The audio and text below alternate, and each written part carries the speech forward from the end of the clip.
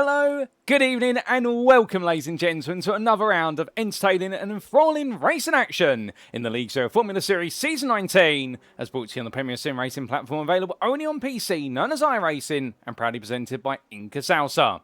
It is time for us to embark on round number 7 of 11, and we have continued our tour of the United States of America, making our way from the US state of Alabama to Wisconsin for the Countryside Classic at Elkhart Lake. It is none other than Road America, a circuit since its opening in 1955 that has seen its facilities change over its extensive history, but the one thing that has not changed, and normally a proof that if it's not broken, don't fix it, is its 4.05 mile long racing course. With 14 corners enshrined into its tarmac, it is a true power circuit in its nature, with long straights connecting together a variety of heavy braking zones and sharp 90-degree corners, and a very technical middle sector, plus also some rather exciting sweeping bends. It is one of those circuits whereby overtaking opportunities are presented at each and every straight, but also in the corners you expect plenty of elbows out battling, and it's a perfect battleground for our Super Formula SF23 machines. Here it could be just as important to be smart with the drafts as it could be about being bold and brave on the brakes, although to be fair, some drivers may decide to experiment with some daring moves, where it be the infamous kink at turn number 11, or alternatively the run through Canada corner at turn number 12. You name it, these corners have seen battles, and we're going to see plenty more of those today as we bring you up to speed with all the racing action as if it were live. Indeed, the racing you're tuning into today occurred as of yesterday on Thursday the 6th of August 2026. We're aiming to bring it to you as if it were live this Friday the 7th of August 2026, and that means we do not know here in the commentary booth what unfolds until we do see it in front of us right now as we bring you this broadcast.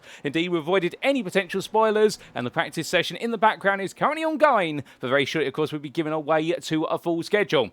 Well, alas, where are my manners? Allow me to welcome you all to this post-round broadcast from Circuit Side as you tune today on the way place you can catch all the racing action from Season 19 of the League Zero Formula Series, and as of course on youtube.com, and search for Porsche Productions, that's PWP, and well, you can be tuning in today and why not subscribe so that we can stay up to date with all the latest racing action as it unfolds on a weekly basis. In the content booth you have myself, for the uninitiated, my name is Paul Walsh, and in terms of our schedule for today, times in Eastern Daylight Time EDT, or you can also coordinate time -4 UTC -4, as we can see in approximately around about 12 minutes time, we're making our way into our qualifying session. 15 minutes in duration, set to get underway at 9:15, after which we're making our way straight to the grid for the first of our two races. First up, as always, the sprint race, the 8-lap sprint today, set to get underway at 9:30. Then we will be taking a brief breather before returning to the grid just before 9:45, and it will be for our 24-lap feature race. A full-on race there with strategy added to the mix as well as 3 times the race distance, and well, it's got to be seen to be believed, and with the weather conditions today, as you can see in the background, being filled with rain. Indeed, we've got sweeping bands of light rain currently, which are going to give way to heavier bands of rain later on today.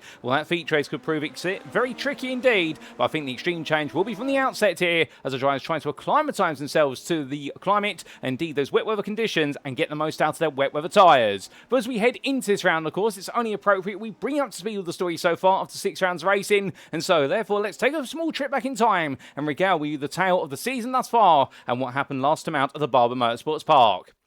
Indeed, as we take a look back to our calendar, last time out on the 30th of July, we made our way to the midway point of the season, round number 6 at the Barber Motorsports Park in the US state of Alabama. Recently, we scanned for the purposes of iRacing as a tribute to its recent refreshing in reality in 2023, where it was definitely a circuit whereby a lot of the questions that our drivers had were simply put, would it be a circuit where overtaking is going to be possible, and how exactly would all the battling play out given the fast-flowing nature of the circuit despite its wide width. But to be fair, Barber Motorsports Park did not disappoint, and we had 2 absolutely incredible races. 14 drivers made their way onto the grid, and in qualifying, it would be Nate Grucelski who made it back-to-back pole positions by a 10th ahead of Matthew Davine, with the pair locking out the front row once again, much like it did at Suzuka only the week before. Finley Fitzsimmons would start in 3rd, a further 10th adrift, and the lap times rapidly tumbled at the end of the qualifying session as fuel loads lightened. Elliot Rolls was able to out-qualify his teammate of Elliot Cawte, but the biggest margin we've seen him be able to do so in the career of the two teammates at DDK Racing, whereby it was almost 3/10 between the two of them, with Rolls taking 4th place on the grid, and Antonio Bianchi and Shahi Zahir made late improvements to take 6th and 7th respectively. We also did see the return to the grid after making his one-round appearance in Season 18 at Suzuka. We made his way onto the grid for the purpose of Season 19 at the Barber Motorsports Park, and that was none other than JT Smeaton, and Smeaton opted not to qualify but start from the back, and it was interesting to see how he would progress forward in the sprint race. Now, speaking of the sprint race, the open lap was somewhat a tame affair up front, but there was drama for Leo Domar into turn 1.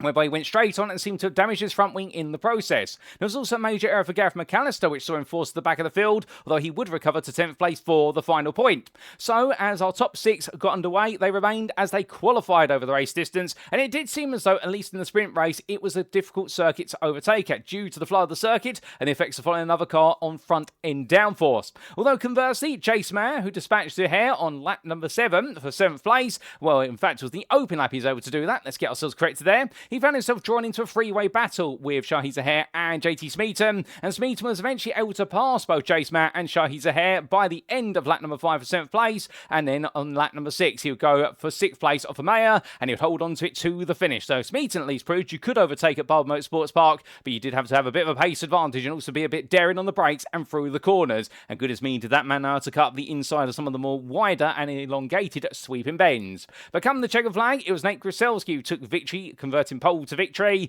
Matthew Davine took the runner-up spot, and Finley Fitzsimmons completed the podium, and was a very close battle between all 3 drivers there, but nobody could get quite close enough to be able to make a daring move. But then we did see in the feature race, it was a nail-biter by comparison, whereby, with the top 6 inverted, and the man who started on pole definitely making sure not to let go, while Antonio Bianchi made sure to lead the way ahead of Rolls, Cawte, Smeaton, and Davine, with the quintet becoming a quartet following a spin for Elliot Rolls on lap 3 at turn number 6, and he would retire on lap number 15 due to a separate incident. And with all the batting that was going on, and the quintet becoming a quartet, never more than 2 seconds apart in total, well, JT Smeaton continually attempted to pressure Cawte into making a mistake if he could not make a move happen, albeit in the end it all came down to strategy. And well, the strategy definitely enabled as well was Finley Fitzsimmons to close up, although he would be 3 seconds off of the group when they all started to pit. Now Elliot Rolls was to come into the pits on lap number 11, revealing there was a very wide pit window. That wasn't even 40% into the race. JT Smeaton then was to come in from that sequence on lap number 19, with Antonio Bianchi responding a lap after.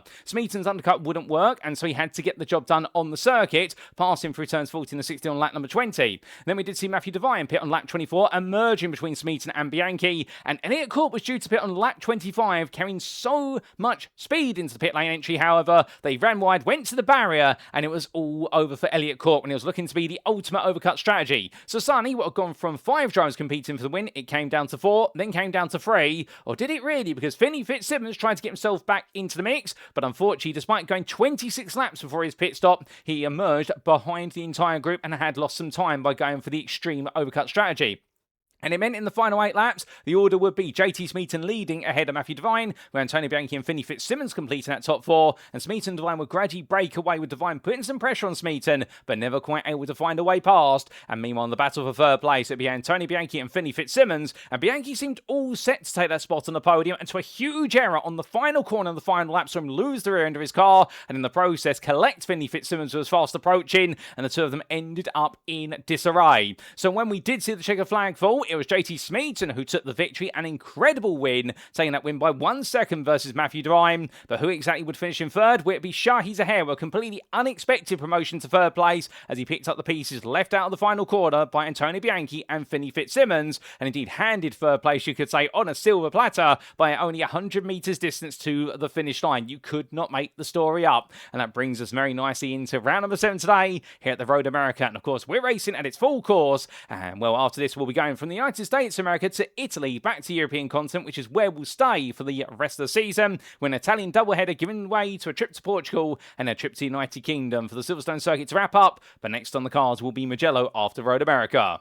But how does that impact the standings after round number 6, I hear you ask? Well, let's take a look at the championship standings, starting with the Drivers' Championship, and your top 15 is thus. Finley Fitzsimmons leads the way. We're 3rd and the 4th last time out, meaning that he's held his ground on 144 points to his teammate Nate Grucelski, who's on 135. Now, Nate Grucelski, understandably, having that victory in the sprint race, but a non-finish, unfortunately, in the feature race, which was a disaster, getting his lap 2 retirement, and it means he's missed the opportunity to take the lead of the championship and really control it. So therefore, it does seem as though Finley Fitzsimmons right now trying to run away as best he possibly can. I'll have to wait and see if that's the way it's going to play out in reality. Elliot Cawte, meanwhile, sits in 3rd on 102 points, and right now the British driver driver there, not moving forward, not moving backward. However, he's definitely got the fast approaching presence to Matthew Davine, who right now is really eager to get a move on and try to steal that third place away from his sister team driver. Elliot Cawte, of course, could have landed more points if it were not for the retirement from the feature race, but that's the way it did go, no doubt about it. Then we did see fifth there, Leo Delmar on 71 points, moving forward to a decent round ahead of Adam Merchant and Carson Keane. Both of them falling to 6th and 7th respectively, with Elliot Rolls in 8th place, but do not rule him out. He's looking increasingly quick as the season goes on and really taking the task to his teammate of Elliot Cawte. Now we do have Antonio Bianchi and Gareth McAllister completing the top 10. Shahid Zahir sits in 11th place, best of the rest, moving ahead of Jace Mayer, Esteban Marquez and JT Smeaton. Speaking of which, JT Smeaton, of course, making his debut last time out for the season and picking up quite a good haul of points there to move into 14th place on 29. He's 4 ahead of Fabian Sanchez, who completes the top 15. And behind the competition 51 driver, who we haven't seen for a little while, we do have in 16th place Arturo Biorga with that great result at the end of the feature race at Barber Motorsports Park, moving into 16th. 3 points ahead of both Carlos Banos and Robert Nobles, who returns to the grid today, although he does have a qualifying ban to serve. More on that a little bit later. And then we do have Nick Peterson and Anthony Zeke round off the top 20 on 10 points apiece. Matt Sproul, Xavier Zainab and Jeremy Binion complete your championship standings. Then as for the team's championship, here we can see leading the way, it's MSR Purple. They remain on top on 279 points, and it was a good day for them at their home circuit, with the team's factory based just down the road from Barber Motorsports Park, and indeed right now leading by 119 points. The bigger question perhaps is, can DDK Racing do anything to bulldoze down that gap, given the fact, if anything, they seem to be tripping up over themselves and open up a doorway for DDK with TH Jordan to close. It's now only 34 points between them and the third place sister team. However, do keep in mind that DDK with TH Jordan have only had Matthew Davine on the grid for the last couple of rounds, no Esteban Marquez, and so their progress, while has been admirable from Davine, it's not been as rapid as perhaps they would like. And again today here, we do not have Esteban Marquez on the grid, so for DDK Racing with TH Jordan, it's all going to be down to Matthew Davine to see if he can close that gap a little bit more. Competition 51 sitting 4th place on 80 points, only 3 ahead of Rodent GP, and Squid Gang Racing slipped down to 6th, and then INCA Gyps Racing holds 7th currently, battling the way forward ahead of Raccoon GP, with Arrive and Drive Racing sitting at the bottom of the tower on 47 points, but not out of the fight yet in terms of chasing down a top 5. So the team's championship definitely boiling up. If it's not a battle for the lead, it's definitely a battle for second and downwards. And our Drivers' Championship, of course, are looking very tight between the MSR Purple teammates at the very front of the field. But could we see some DDK race drivers get involved as well? All that and more, we'll have to see how it plays out today. And where we're planning out the story, of course, is at Road America's Full Course, located near Elkhart Lake in Sheboygan County of the US state of Wisconsin. A huge thank you to iRacing.com, not just their brilliant simulator, but the absolutely fantastic chat that's contained within it. Now, as the drivers roar the way down that start-finish straight, or should we say up it? And it is a major elevation rise from turn number 14 all the way towards turn number 1. They'll quickly find themselves at full speed, and maximum top speed we'll likely see if it was dry, or even the wet we should be getting close to top speed. They'll to make their way into the sweeping opening bend of turn number 1. From there, it's downhill through the Kinkajou and in towards turn number 3, a sharp 90-degree right-hander, before our drivers power the way gradually downhill from the main sweep in towards turn number 5. They're a very tight apex left-hander at turn number 5. They'll make their way out of the hairpin and into the very technical and tight middle sector. First up will be a blind rise braking zone, giving way to turn number 6, but they'll go underneath a billboard and gantry, and they won't be able to see the corner they're braking for until they've already put the brakes on. As they come out to the left-hand 90-degree corner, it'll then be all the way through the right-hander at turn number 7, and they'll charge the way down into another sharp 90-degree left-hander at turn number 8. The good news is, after that, it's a more free-flying circuit, so they'll make the way through America's equivalent, the carousel, as they come charging through turns 9 and 10, and in towards the infamous kink corner, which in the dry would be completely flat out with the amount of downforce our super-performing machines have. However, in the wet, it'll be a test of confidence to how close to flat out our drivers will go. But get it absolutely right through there. They'll be flat out all the way towards Canada corner at turn number 12, while they start to make their way back on themselves to the final section of the lap, coming over the rise to the chicane of turns 13 and 13A, and then in towards turn number 14, the sweeping bend, where it's all about getting on the throttle as soon as possible and exit to be able to power your way to the next lap, all 32 the finish line. But a quick reminder of the rules before we do go racing. In terms of car setup, this is a fixed setup series, so I try to provide it with a setup by the League Zero Formula Administration ahead of each and every round. Car fuel loads have been restricted to 40%. Qualifying wise, the session shall be open, which means all drivers out on the circuit for the entirety of the 15 minutes. However, we should point out there's no overtime in the qualifying session, so that means when the clock goes to 0, that is it. If a driver is on a lap, they're not allowed to complete it, and we take the best lap previously set by the driver up to the time when the clock goes to 0. Now, our races shall commence by a standing start as to the tradition of the League Zero Formula Series, and drivers shall receive a drive-through penalty if they reach 17 or more instant points. Should they get to 25, they will be disqualified, but hopefully we don't see that. And the grid for the feature race, given the grid for the sprint race, shall be set based on qualifying, while feature race grid shall be set based on the finishing positions of the sprint race, albeit we invert the top 6, which means the winner of the sprint, they start in 6th place for the purposes of the feature, and we continue to go down that order until we get to the 6th place finisher from the sprint. They start on pole for the purposes of the feature race, and then those who finish 7th and downwards, you guessed it right, that's exactly where they'll start for the second race on the day. And there are no mandatory pit stop requirements in the races, but with the fuel load and also the quick tyre changes, we do typically expect there will be a pit stop midway through the feature race to take on fuel and also put a fresh pair of boots on. And that nicely brings us then right back to our circuit, ladies and gentlemen, and the rain has stopped here as we do see our final laps coming together from our drivers in this practice session. And indeed, the fastest driver out there has been Finley Fitzsimmons. But just like that, practice is complete, and now we're all set to go into qualifying. But who exactly is going to take pole position here at Road America, and what's going to be some very tricky conditions? Well, we'll have to wait and see. It's time to find out. Let's get 15 minutes of qualifying underway. And so, as qualifying commences, here we go then. A circuit that is quite wet still. Indeed, I wouldn't be surprised if everyone is going to be on the wet tyres for this qualifying session, as Toro Miuga sits a bit further down the pit lane. Everyone very eager and ready to go. But the first two out of the pits, immediately there on their wet tyres, Finley Fitzsimmons and Elliot Cawte. They're in a hurry. And, well, this is one of the longer laps on our calendar at 4.04 miles, although, to be fair, the majority of the lap is spent almost full throttle, if not full throttle. Not quite the length of Le Mans in terms of the amount of time you spend full throttle. But I'd say you're looking at the best part in dry, at least, of about 70% of the lap, and in the wet, about 65%. So this will be a quick lap for the SF23 machines, as right now, Fitzsimmons and Cawte are running together. Now, as they make the way down in towards turn number 5, how important is qualifying going to be, I hear you ask? Well, Road America, as you can see, not the widest of circuits, but definitely offers plenty of overtaking opportunities.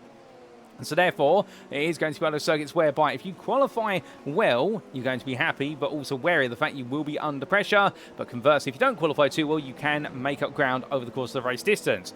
Jeremy Pignonette almost makes up the ground to take himself to the gravel trap at turn number 5 in the Valvo line machine. Good to see him back, of course, the privateer, albeit just out braking himself down. I think getting used to how late he can brake in towards turn number 5. Now, we have got some very strong winds here as well. I do believe in the air, at least, we were looking at 30 km/h plus winds, and I think it's come with the weather, and it means the cloud bands are coming very quickly over the circuit and passing it, so it will be a very challenging day here. And should the rain return at any point in this qualifying session, well, it would mean that suddenly it really becomes a question of who set the fastest lap early on in the session, because I think if the rain does come back, you're going to see those lap times tumble even more. Even though the circuit is already drenched with water, it doesn't quite have too much standing water out there. It does have some pivotal points, so the racing line is not always going to be the best line for some of the corners, and that's all part of the experimentation that our drivers have to go through, or the research as they complete their out lap and get a few laps out there in this qualifying session. But you should expect these lap times will get quite quick, and if the rain arrives, it will see the lap times suddenly slow down a bit more as we look to Anthony Zeke.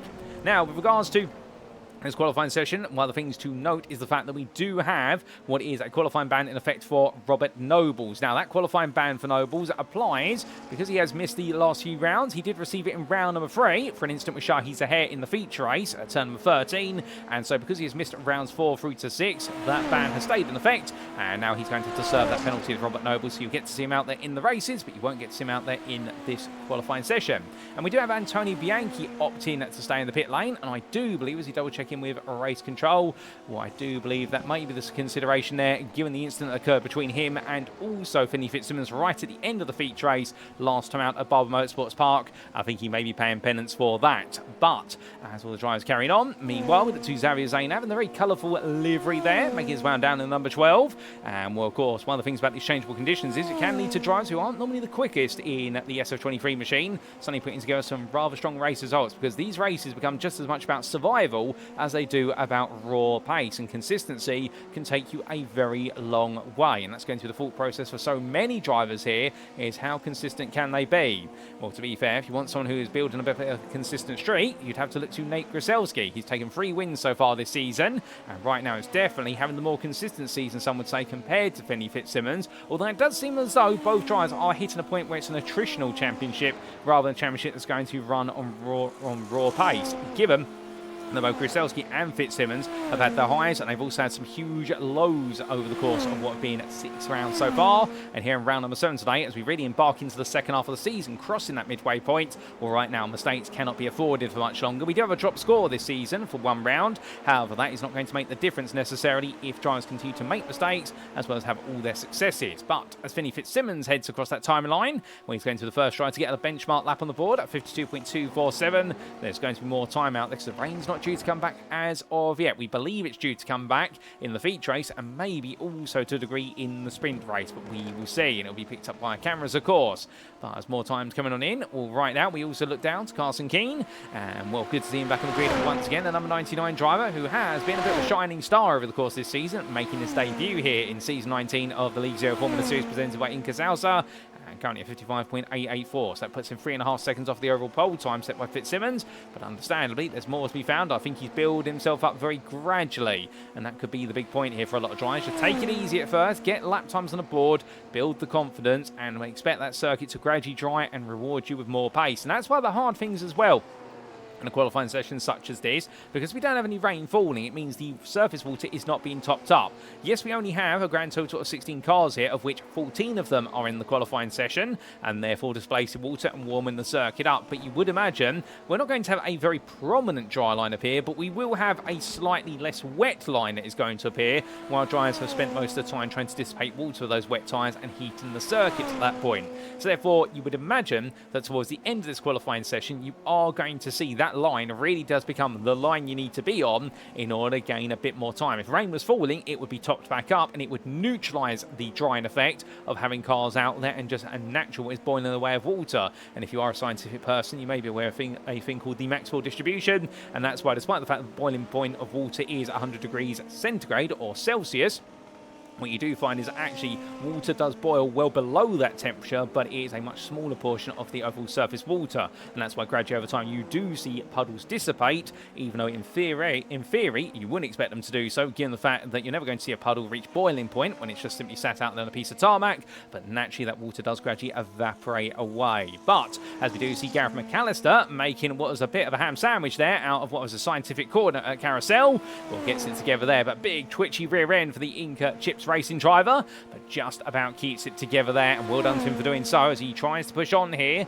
I'll have to wait and see what's going to be his qualifying lap. Yet to get a lap on the board. Indeed, we've only got 10 times out of the 14 that can be made on the board so far. And a bit more chop and change between tries. Carson Keane's just improved, but meanwhile, and it rolls now goes the fastest of everybody, 2 tenths quicker than Finley Fitzsimmons. Remembering, of course, they're doing this based on their raw engine power and the use of the aero package of the car. They're not allowed to use the overtake button, where they get 200 seconds of increased engine power. 50 extra brake horsepower will be applied through the 4-cylinder 2-litre engine. That outputs by default 550 brake horsepower, and Gareth McAllister sets his first lap at 57.125. Head of teammate Arturo Mayorga, though, best part there at 4 seconds, but both drivers still got a bit more work to do.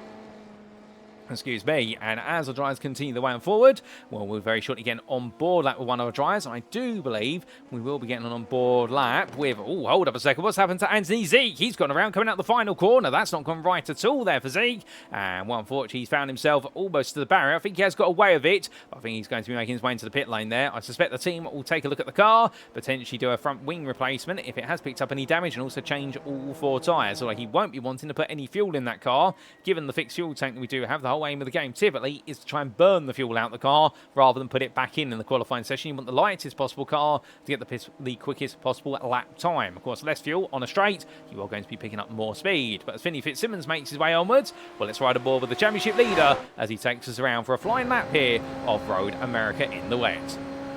To make his way down towards turn 1. As he does so, looking to his left-hand side for his brake marker. Will he even brake here? The answer is going to be, it'll be a small dab of the brake and a lift. And, oh, goodness me, the car really pulling hard as he makes his way through. A lot of understeer there. He's battling with the water. Now down towards turn 3, onto the brakes, about 150 metres and quarter apex. And again, a big twitch on the front end of the car. Runs to the grass there. And Fitzsimmons right now just struggling a little bit there as the circuit evolves. He's trying to push harder and harder, but the problem is he's pushing too far. But we'll stay on board with him either way, all the way to the end of the lap as he makes his way down towards turn 5. As he does so here, looking to his right, and he will be braking at what will be the 2 board there as he comes all the way down, pulls the car to the right under braking, drops to 2nd gear, now back on the throttle using the runoff area there, but there's a lot of standing water on it, and Fitzsimmons decides to back off and instead let his rival there go through, and that's none other than Elliot Cawte, who makes his way onwards. So we'll get an onboard lap again very shortly, but a mistake there from Finley Fitzsimmons, showing even the best can make mistakes, and indeed how some of the very best have made mistakes in the last couple of seasons, and it's really changed the complexion of the championships. Finley Fitzsimmons,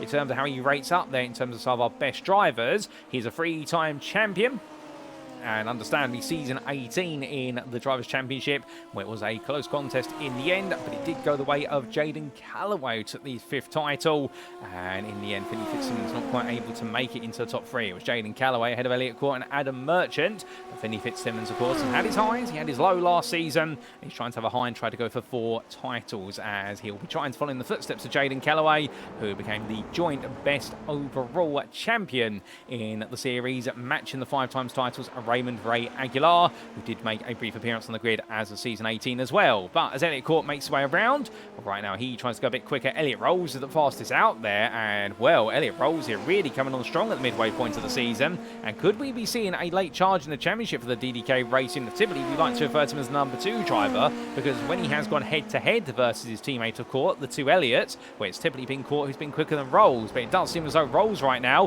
finding some pace out there, although finding the gravel trap coming through Canada corner, and he wants to keep doing that. A small mistake there, I think, pushing the limits right now, and also picking up the dirty out of another car in the process, not helping out at all as Nate Grucelski goes across the timeline at 53.346. But right now Rolls makes his way onwards, and as he does so, I think we're going to jump on board with a flying lap, ladies and gentlemen, as he goes underneath the gantry bridge.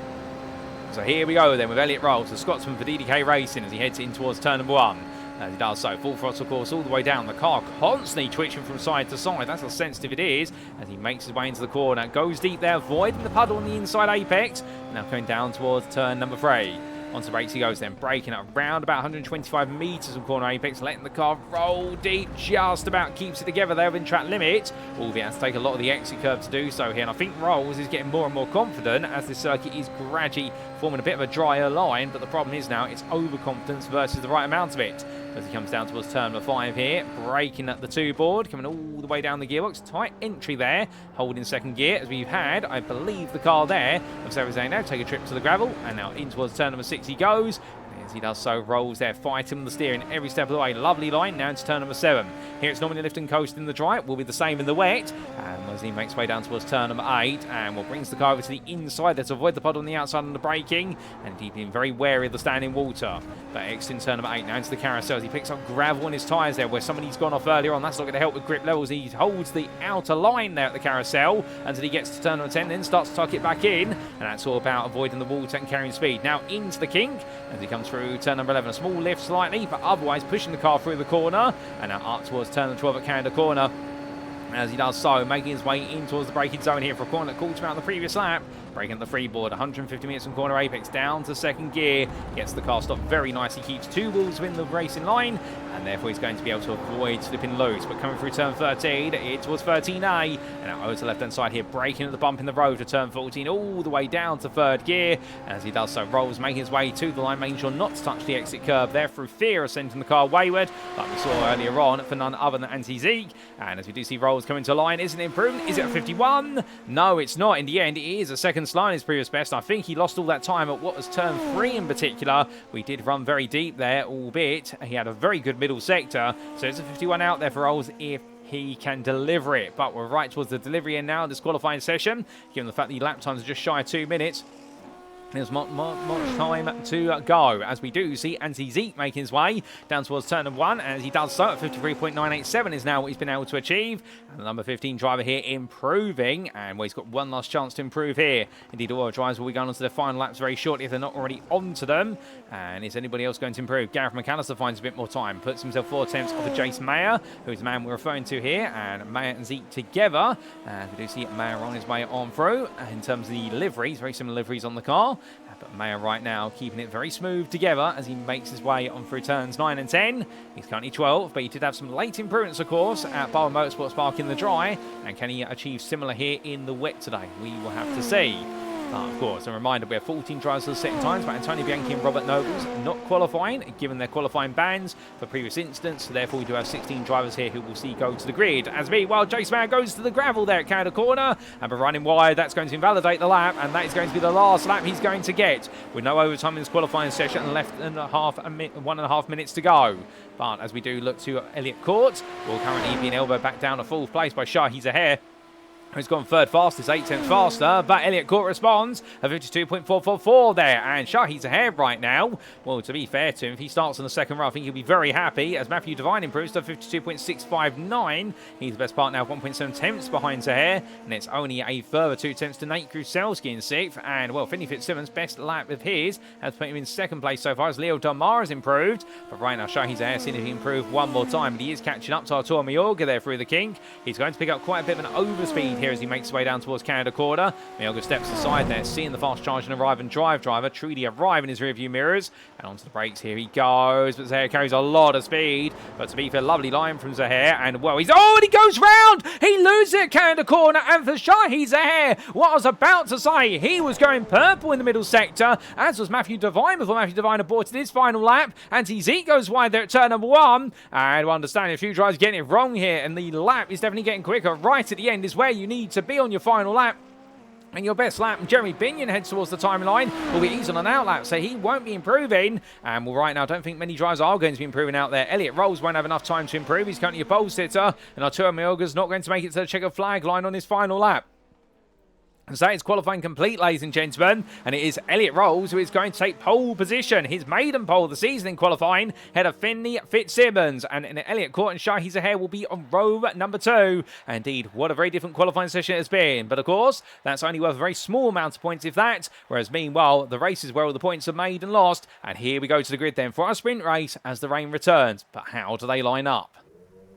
Whilst the drivers make the way into position, it is Elliot Rolls who takes pole position, his first of the season in the sprint race from qualifying for DDK Racing, and he'll be joined on the front row of the grid by MSR Purple's Finley Fitzsimmons, the championship leader. Elliot Cawte, teammate to Rolls, starts in third for DDK Racing, just ahead of Arrive and Drive Racing Shahi Zahair, where his season best qualifying performance of 4th place. Well done to the Sri Lankan driver. Then we look to the American and Matthew Davine on home soil once again for DDK with TH Jordan, but this time not quite able to put himself on the front 2 rows. He's got his fellow countryman Nate Grucelski alongside, starting 6th for MSR Purple, and it's Anthony Zeke, 7th there, the privateer ahead of Leo Del Mar for Rodent GP. Carson Keane, the privateer, and Zara Zainav, another privateer, complete your top 10. And outside the top 10, behind the Frenchman, it'll be the American Jeremy Binion, who had some late pace in qualifying but wasn't able to improve his laps, and he'll be joined in the company on the 6th row by Jace Mann for Raccoon GP. Gareth McAllister starts in 13th for INCA Chips Racing, ahead of his teammate Arturo Mayorga, and 7th the qualifying bands, Robert Nobles and Antonio Bianchi, while the competition 51 drive will bring up the rear of the field. But our grid is almost all set and ready to go for all 16 drivers, and we are absolutely itching to see how they all get on here in these conditions. But of course, we look to the blimp camera. It's a very misty camera there, but you look down to the circuit, and well, the rain is falling, and here come the lights. So it's 1, 2, 3, 4, 5 red lights. And they held a long time, but it's lights out and away we go for the first of 8 laps here in the sprint race. They roar the way down towards turn number 1, but as they do, they're already close to the wall. It's a touch the wall for Elliot Cawte as he's forced there by Finley Fitzsimmons trying to find some space, but Elliot Rolls gets the best start of everybody, and meanwhile Elliot Cawte surviving what could have been a very nasty impact, but they're all through turn number 1 safe and sound. Antonio Bianchi, the only car not make its way to the grid. I wonder if there's a technical issue for Bianchi, but meanwhile as we see all the drivers coming on down, Leo Del Mar side by side here with Shahi Zahair, and well, still fighting their way out of turn number 3, but that rainfall is going to make the grip levels dissipate, and right now it's all going to be about trying to keep it together on wet tyres that are warming up. But the problem is right now they've got to readjust the conditions. Everyone's fighting for position as they make the way through the absolutely abhorrent spray down in towards turn number 5 for the first time. Top 4 as they stand currently, although it's going to be a few drivers going a bit deep here potentially, and indeed there Elliot Cawte making his way past Finley Fitzsimmons, who goes very deep into turn 5, another car wide behind. I think that was Anthony Zeke taking a small trip wide, and also there we do see the machinery of Robert Nobles coming on through, but Anthony Zeke trying to get back together at the moment. He finally does so, and Zari Zainav's had it all go wrong, but Zainav toes the pit lane. So drama for Carson Keane, drama for Zari Zainav and for Anthony Zeke, and we have lost Keane and Zainav to the pit lane, as meanwhile the drivers carry on. But right now Elliot Rolls and Nate Grucelski already trying to check out nice and early here, as meanwhile Elliot Cawte under pressure of Finley Fitzsimmons, who wants to place back, and Nate Grucelski having a monster start, going from 6th to 2nd now as they make the way in towards the kink for the first time of asking, and it's going to be absolutely full on pace here from all the drivers, as close as possible to full throttle. They'll try to go, as Finley Fitzsimmons runs wide and somehow brings it back on there without hitting the barrier. And I think he's just carrying so much speed, he's pretty much run over the grass and not lost a little bit of grip. But meanwhile, we see Leo Demar trying to go on the attack here versus what we Jace Mayer under braking. Doesn't make it work. As meanwhile, Elliot Cawte here still having to keep at bay Finley Fitzsimmons. In fact, Fitzsimmons losing out, and Nate Grucelski has fallen all the way back there as he rejoins in the corner and works with a run wide there for Matthew Davine. They're all slipping and sliding over the road. Robert Noble's had to tow to the pit lane for an instant off camera. We'll try and catch up with that when we can. But goodness me, what an open lap it has been. And we've still got another 7 of them to go. And look at the long pack here that's starting to form at the back end of what is the fight for 5th place. As right now, Leo Demar trying to power his way on past Jace Mayer there. But is he going to be able to make it happen here in the Rodent GP machine? Well, he's going to be slippered his way on the inside. As we can see there, Nate Grucelski and Matthew Davine as well. Nate Grucelski on the inside of Davine. And meanwhile, it is going to be Jace Mayer holding his ground versus Leo Demar. Demar back on the overtake button already, but I think that is going to be a lot of enthusiasm there, but I think it's not going to be well placed as they come down for turn number 3. Albeit Matthew Davine going a bit deep, but from them, oh my goodness, what's happened to Fitzsimmons and Cawte? They're all in pieces there coming down towards turn number 5, and both drivers there will be out of the race surely, and they've had a big instant, no doubt about it, but Finley Fitzsimmons and Elliot Cawte absolutely in a state of disarray. And as this rain falls right now, this is a lot heavier compared to the rain we saw earlier on today. And right now, I think this circuit is getting harder and harder to get to grips with. Look at the standing water there on the inside of turn 5. That tells you everything you need to know. This is much heavier rain, and it is really coming down right now. And our drivers have got to be very careful here, as we now have essentially only got was a grand total of 9 runners remaining in this race at this time. This could be a race where it's all about survival. If anybody remembers the infamous Spa-Francorchamps Grand Prix of the 1990s in Formula 1. Well, I'm not quite saying we're going to expect an instant like the start of that race is instant, but understandably here we could be seeing attritional numbers like what happened in that race, and indeed all the drivers keeping it together right now. But you have to race with the conditions you're dealt with as they make the way onwards here through the carousel. And Jace Mayer right now looking to pursue that podium. Indeed, it will be his first podium of the season, with Matthew Davine wanting to get back on the podium, and Leo Demar not too shy of it either. As right now Shahi Zahair sits in the foreground there. You can see him make his way onwards, and Elliot Rolls meanwhile run away at the very front of the field. But as Leo Demar makes one down, oh, goes for a swap to the outside there, and will very quickly have to do so. Did Matthew Davine have to lift off the throttle? I think he did because of the spray, and Leo Demar being caught out there, taking too much speed in towards Canada Corner, and unfortunately being swallowed up by the gravel trap, but able to power his way out of it. But as he brings himself back onto the road, he drops down to 6th place. But what a start to this race has been, as we come to the end of lap number 2, and Elliot Rolls right now leading and setting the pace. My goodness, is he flying out there? And Elliot Rolls right now after taking pole position. Is he going to try and go for the perfect score here today? But I wouldn't blame him for doing so, to be fair. He looks to be the most confident and comfortable of everybody in these conditions. And Shahi Zahair sits in 2nd. Jace Mayer, well, he's a further 4 seconds behind right now, but he's very gradually trying to pull away from Matthew Davine after all the battling that's been ongoing. Matthew Davine 2 seconds adrift, if that. You can see him in the rear of the picture. And then we do have Nate Grucelski, another 2 seconds behind after making so much progress at the start, going from 6th to 2nd. He's then slipped all the way back down the order, but we're going to slip and trip our way back in time, ladies and gentlemen, to find out some of the big moments in the start of the race, as we do get some replays. And here we go, starting of course with the race start. So this is how our racing got underway, and we'll keep an eye on Nate Grucelski here because he had an absolute lightning start, albeit of course there was a very near miss for Elliot Cawte. So as our drives got underway, well, firstly Elliot Cawte there having a decent start from the 2nd row of the grid, but you'll see in the end he tries to pull across, but he's covered off by Finley Fitzsimmons and has to go to the barrier, and almost a big whack there to the barrier. As meanwhile we did see what was a move around the outside from Nate Grucelski, just simply finding the space that was left open by others and able to make those places, and already up into 3rd place there. And there's he made his way out of turn number 3. A smooth start from him. Arturo Mioga is a little bit further behind, just taking it nice and easy, and all the drives together. So everyone's surviving the opening corners, no doubt about it. But then what exactly happened to Finley Fitzsimmons when he came down into turn number 5? Well, here we go then to that braking zone, and for Finley Fitzsimmons it was onto the brakes, too much speed, too much confidence, and went straight on into the runoff area and did find himself in the gravel trap, and that completed Nate Grucelski's rise up the order. But then, oh, this was the tail end of the instant for Carson Keane and company. So what exactly happened to them? Let's see if we can get an alternative replay.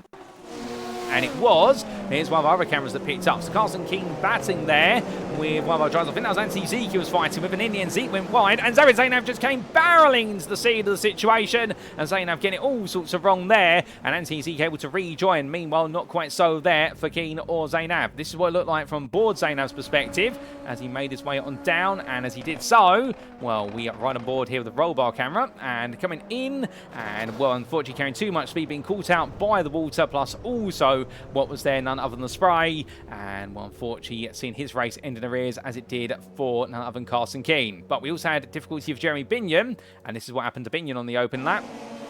And this was Binion struggling there, coming out of what was the carousel, went into the kink. Of course, we did see Finley Fitzsimmons take that huge excursion, and Binion carried too much speed, hit the barrier there, and in the end, well, had to pull it back off the road. We also did have one of the INCA Chips racing cars run wide. That was Gareth McAllister, but Binion hitting the barrier, and unfortunately, that damaged his race end up in the pit lane. And we also did have some difficulty for Robert Nobles on the open lap. This is what happened to Nobles, the man who returns the grid as a privateer, but for the MSR Green team, effectively, may as well out of Canada corner, got the power down, and the whole rear of the car completely let go, slithered like a snake, and went round just like that. And we also, just before that, had this for Finley Fitzsimmons at Canada corner, and this was Fitzsimmons in making his way past Nate Grucelski, who had already made an error. And Fitzsimmons made his own error here coming through turn 13, took too much speed but managed to avoid running it too far into the grass. But then there was major drama on lap number 2 between Fitzsimmons and Cawte, and this is what happened between them. And this was Finley Fitzsimmons chasing after Elliot Cawte, so I think we're actually going to get the camera caught. So went spinning around the exit turn 3, rolled backwards. Fitzsimmons made it to one way then the other. Nate Grucelski getting it wrong there as well. My goodness! And well, and then that could have been even far worse. I mean, it was tragic for Fitzsimmons and Cawte, don't mind that, but understanding as well, we did have, of course, what was that big scene for Grucelski, and we didn't see that. But I've got to feel sorry for Fitzsimmons and Cawte, because they were building up to something fierce, but it all went wrong as we return to your live racing. And as we pick up the story from where we left it, we'll still more to come between all of our drivers, no doubt about it. As Anthony Zeeks had a bit of a moment there coming out to turn number 3, gets it back together. And so as he does so, we're down to 9 runners here. And, well, we still got 3/4 of this race remaining. And that's now going to be all part of the art and craft here for our drivers to try and keep things together as best as humanly possible. But as Jace Mayer finds himself under pressure, Matthew Davine, well, of course, find his way past earlier on, with Davine making some mistakes. But now Davine is definitely trying to get double time on this one, trying to get himself back onto the podium, because this could be a huge opportunity for Matthew Davine in particular. If he could win both races, or at least finish on the podium in both races, this would see him catch up to Elliot Cawte, practically level the score going into round number 8 at Magello in a week's time. And, well, given the fact as well, we have seen the retirement from this race of Finley Fitzsimmons, you would imagine the man sitting behind Davine at the moment, Nate Grucelski, this is the perfect opportunity for Grucelski to be able to steal away the championship lead. But we'll have to see if that's the way it's going to be as they come charging in towards the braking zone here for turn number 12. And right now, Matthew Davine on the inside there. Smooth move. And Jace Mayer just behind as they make their way up the rise. But as we can see them all together right now, it's very close between these drivers. Davine making that move on Mayer, makes it stick. But I think Mayer will be very keen to come back when he can. New fastest lap of the race being set there by Elliot Rolls. A 2 minute 0.233. Matthew Davine right now making his way along and up towards what we turn number 1 once again. As he does so, the American driver keeping his head down here and right on home solve, trying to do his family proud as they roll the way onwards. Not just his team family, but also his own family. As we do see them looking up the inside. And, well, Mayer going for it here. The inside line, not normally a good place to overtake into turn 1, because you lose speed in the drive. In the wet, it seems to be even. And then he gets the place back there. And Davine has to wait his turn. He's going to go very deep into turn number 3, try and get the better run on the outside of the corner. Nate Grucelski watching this, as there has been a little bit of an oversteer moment for Jace Mayer. And here comes Davine again then, looking all the way down towards turn number 5. And will both these drivers right now chucking up more spray than a swimming pool as they get ready for the braking zone. It does seem as though Matthew Davine on the inside. Neither driver using the push to pass button here, but Jace Mayer braking a bit late and they touch wheels, but Jace Mayer goes deep and Mayer's going to lose out there. And right now here comes Nate Grucelski looking for a move and turning towards turn number 6, but I think even he knows that's not the place you're going to go for it, as Jace Mayer just having a little bit of a twitch there coming out of turn 6, struggling for grip right now. And, well, I think a bit unsettled by the contact with Matthew Davine, albeit I think they'll be treated as a racing incident, to be fair. The wheels touch him, but mentally perhaps unsettled by it. Now, meanwhile, Anthony Zeek making his way on past Arturo Mayorga, and that'll be up for 7th place, coming out to turn 5 in towards 6. Arturo Mayorga ahead of teammate Gareth McAllister, who's recently had a bit of an excursion to the grass, coming out to turn number 3, so that's how he's dropped all the way down to 9th place. But these two, meanwhile, doing a great job out there, both chasing personal best, particularly Arturo Mayorga trying to move forward, but Anthony Zeek as well in his own right, continue to move forward there and chasing the top 5 today. All he's got to try and find the best part of 8 seconds to catch up to Leo Delmar. So little by little he may be able to close, but it could be mistakes for other drivers as well. And as we do look back up to Elliot Rolls, siphoning his way through the corners at the moment. And Rolls getting ready to go on to lap number 5, looking insatiably quick. As we do come back to Jace Mayer, as he's had a bit of a moment coming out to Canada quarter. I think he's gone to the gravel trap there because he's handed the place to Nate Grucelski. So Grucelski now up into 4th place, but Jace Mayer still trying to stay with him. And we can see on some of these cameras, the rain doesn't seem to appear, but I think that is more the camera lens there and the filter that's being used rather than the fact the rain is stopping.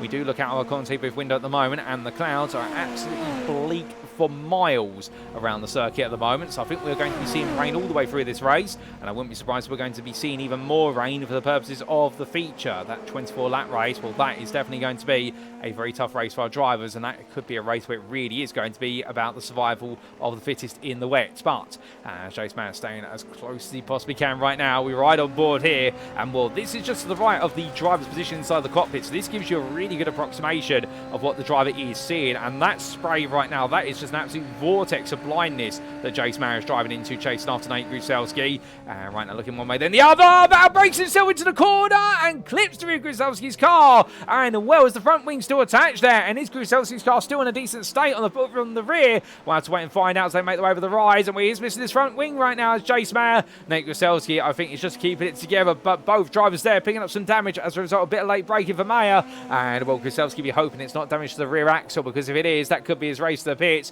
And Jace Mayer now minus the front wing. That is going to be a significant change in the aero balance of the car. That is not going to help at all, particularly through these higher speed corners, particularly the kink that's coming up, and also the carousel he's making his way through. And understanding, I think it could be a brief trip to the pits that is going to be called for. And the problem is with Road America, it is one of the longest pit lanes in terms of the amount of time you spend on the limiter. So it's going to cost a huge amount of time, and that is not going to be a happy place to be for Jace Mayer. And if he was to go into the pits right now and get his front wing changed, that would put him down to, I believe, what would be 8th place. It would put him behind Arturo Mallorca by about 7 to 8 seconds, but just keeping ahead of Gareth McAllister. You see Matt is struggling there, and well, that is the front end damage that is now really starting to materialise as Nate Grucelski's got to the gravel trap there, and Grucelski outbraking himself, but I wonder if that rear end just wobbling a little bit and causing him some trouble. But either way right now, both drivers struggling out there, and we'll have to wait and see whether they both come into the pits. Elliot Rolls, meanwhile, sets a new fastest lap, a 2-minute 0.06 to the nearest 100th. This man is absolutely flying out there right now. And we understand he's had some bad luck this season, particularly at Suzuka, when he was chasing that podium in the feature race, only to find he had technical issues with his virtual reality, and as a result had to go straight on at turn number 4 into the barrier when it wasn't to be. But here today, at least right now, he seems to be absolutely in the zone as he makes his way through turn number 5 once again for the 6th time of asking in this race. Meanwhile, Tommy Olga making his way past Leo Domar, and Domar losing out. I think Delmar's had a bit of a... Oh, hold up a second. He's missing the entire front nose cone and front wing of the car there. So Delmar's had a bit of a moment. What's happened to Delmar? Well, here's a quick replay to explain, ladies and gentlemen. So this was Leo Domar making his way through turn 13 into 14, comes into the final corner, carries a lot of speed, and as he does so, gets the power down, and well, the car just goes to the grass, and at that point, it's pretty much just sliding. You're at the mercy of where the grass takes you, and in to the barrier there, and losing the front wing, and also damaging the front right suspension. It was even trying to recover the car, so a bit of a difficult moment there for Leo Domar, no doubt about it, and that's how he's lost the places to Anti-Zeke, and also to Arturo Mioga, who then stormed past as we head back to the live racing. As we do come on back, well, still more to come between these drivers. We have got 3 laps to go, including the lap we're on. And right now, Tormioga on course here for 7th place. One of his finest results in his career. And well, the INCA Chips Racing driver just staying out of trouble here. May not be the fastest driver out there, but to be fair, to finish first you must finish, as the late great Murray Walker once said. And well, looking at absolutely brilliant is the 55 driver right now, ahead of his teammate of Gareth McAllister by the best part of 16.5 seconds. Speaking of which, here is Gareth McAllister right now. We still have 9 runners out there, and everyone trying to survive the slip and slide style conditions. And your number 25 driver, the last of them at this time. We have lost along the way Finley Fitzsimmons and Elliot Cawte. They're instant on lap number 2, coming out to turn number 3, seeing their demise. We've also lost none other than Carson Keane and Zara Zainab, when the two of them had a coming together, and that coming together being at turn number 5 on the open lap. We've also lost Jeremy Binion, Robert Nobles, and a non-start for Antonio Bianchi due to a technical issue with his car, as we understand it. But right now, Jace Mayer, after tapping the rear of Nate Grucelski's car, well, Grucelski's going to make his way back past down the exit of the kink, and I think that front end damage continue to really conflict with the aspirations there of Jace Mayer as Elliot rolls. It's a new fastest at a 1 minute 59.821. My good lord, as Nate Grucelski, meanwhile, gets it all wrong again at Canada Quarter. The quarter that's catching out more than most. And, well, right now, the number 9 driver just wants to finish in fourth place as he twitches his way out the rise, return 13. Meanwhile, personal best there for Shahi's and Matthew Davine. Some personal best laps are coming in, but I don't think anybody's going to be touching that fastest lap of Elliot rolls. The only driver so far in this race to go sub 2 minutes over a single lap. And right now, Elliot Rolls, I think, will definitely be taking that bonus point for the fastest lap. As Grucelski makes his way across the line, going on to his penultimate lap of this race. Now, he's the one who has to deal with the spray of the car in front of him. And right now, the MSR purple driver here really aims to fight his way through the corners as best as possible. As he does so, the number 9 here getting closer and closer. But can he find a way past Mayer? Again, a little bit of rear-end damage, but not the loss of aero compared to the front end of Jason Mayer's number 77. So both these drivers right now trying to overcome the damage they've got from their contacts earlier on. But we can see Grucelski here now 4 attempts and closing little by little as he inches there into the spray. But of course, with the spray, he's now got to think about where is his brake zone, because his markers, they will be hidden for him to a degree, and therefore you have to do it on muscle memory. You've also got to think about lifting and coasting, much like you would with the concertina effect in the dry. This is a very extreme edition of the concertina effect with the spray obscuring your visibility. As Jace Mayer goes a bit deep, Grucelski looks up the inside here, 2 wide they go, and Grucelski right now powers his way in towards turn number 7 there and does not let that fourth place go astray, at least for now. But as he makes way onwards, and Jace Mayer now needs to try and catch back up. Well, for Grucelski, all he's got to do is keep it on the black stuff. And if he does so, I think he will be safe for that fourth place. As his rain continues to fall, you can see the standing water really accumulating now on the inside there of the carousel, particularly the entry into it into turn number 9. And indeed, this rain is getting increasingly heavy. So as Elliot Rolls makes his way onto the final lap, well, nothing's slowing him down right now other than himself from taking that checker flag in a lap's time. The white flag is out, and that's a 2 minute 2.332. And that tells you everything you need to know in terms of how the lap times are going. As Shahi Zaher, well, he's under growing pressure from Matthew Davine. Right now, the arrive and drive driver, on course for his best result of the season, a second place. As he heads across that timing line, a 2 minute 1.820. And something tells me essentially we are also seeing Elliot Rolls back it off a little bit, just thinking about getting to the finish now rather than throwing away what could be a golden result. But speaking of which, Anthony Zeke, he's gone round there at Canada Quarter, and Canada has caught out another driver. In fact, he's gone very deep out of the quarter, so he finally gets it turned around. And as he does so, well, he has to let Artur Mayorga on through and also let Jace Mayer go. And right now, well, for Anthony Zeke, it's a mistake, an easy one to make, but has big consequences. He slips to 7th place, but he has still got the best part of 4 seconds to Leo Delmar, so I think he is going to be safe there for 7th place at the moment, but he will be. He misses out on the top 6 inversion, which right now, well, I think for the first time in his career history, so he finished 6th at the end of the next lap, Artur Mayorga will be taking pole position for the feet trace. How about that? We'll have to see what it's going to be for the 55 driver here, but I think he's going to be very hopeful at this point. But something tells me the team will be saying to him on the pit wall, Arturo, just focus on driving. Don't worry about where you finish in this one. Just get the car home and get some points to the team. And some very valuable points for the INCA Chips Racing team. As his teammate Gareth McAllister trying to chase down Leo Delmar. In fact, he doesn't need to, as Leo Delmar's had a mistake at turn number 1 by going very wide there. And Leo Delmar gets it back together. But the 21 try now falls down to last place in this race, or last of the runs, we should say, in 9th. And he will be the best part of 4 seconds behind McAllister. But as we look from the back of the field to the front of the field for Elliot Rolls right now, well, he's proven absolutely unstoppable in these conditions, which some would say abysmal, but he seems to absolutely thrive in them as he makes about the final quarter. Big twitch out the final quarter, but he gets it together just about, giving us a bit of a scare. But for Elliot Rolls, who took pole position in the drying conditions of the circuit, well, here in a much wetter circuit, he takes victory, and it will be with the fastest happening, a 58.674. Now, can anybody respond to that? I doubt it somehow, because for Shahi Zaher, do you want to throw away what is your best result of the season? He couldn't care about the fastest lap. All he's going to care about will be victory, and he will take 2nd place here, a personal victory for him. It's a 2 minute 1.590, personal best as well at the end. Matthew Davine will complete the podium there, closing the gap to Elliot Cawte in the championship for 3rd, and it will be behind the man who completes the podium. Well, Nate Grucelski, and Grucelski pushing hard here, full push to pass active as he makes his way all the way towards the timing line. Can he potentially steal away the bonus point for fastest lap from Elliot Rolls? The answer is going to be 4th place on the road, and it's only a 2:03 at the end, but he will take 4th place on Nate Grucelski, and that moves him a bit closer to Finley Fitzsimmons. Jace Mayer comes through to complete the top 5, and then Arturo Mayorga's got a bit of time. He's under pressure from Anthony Zeke right at the end.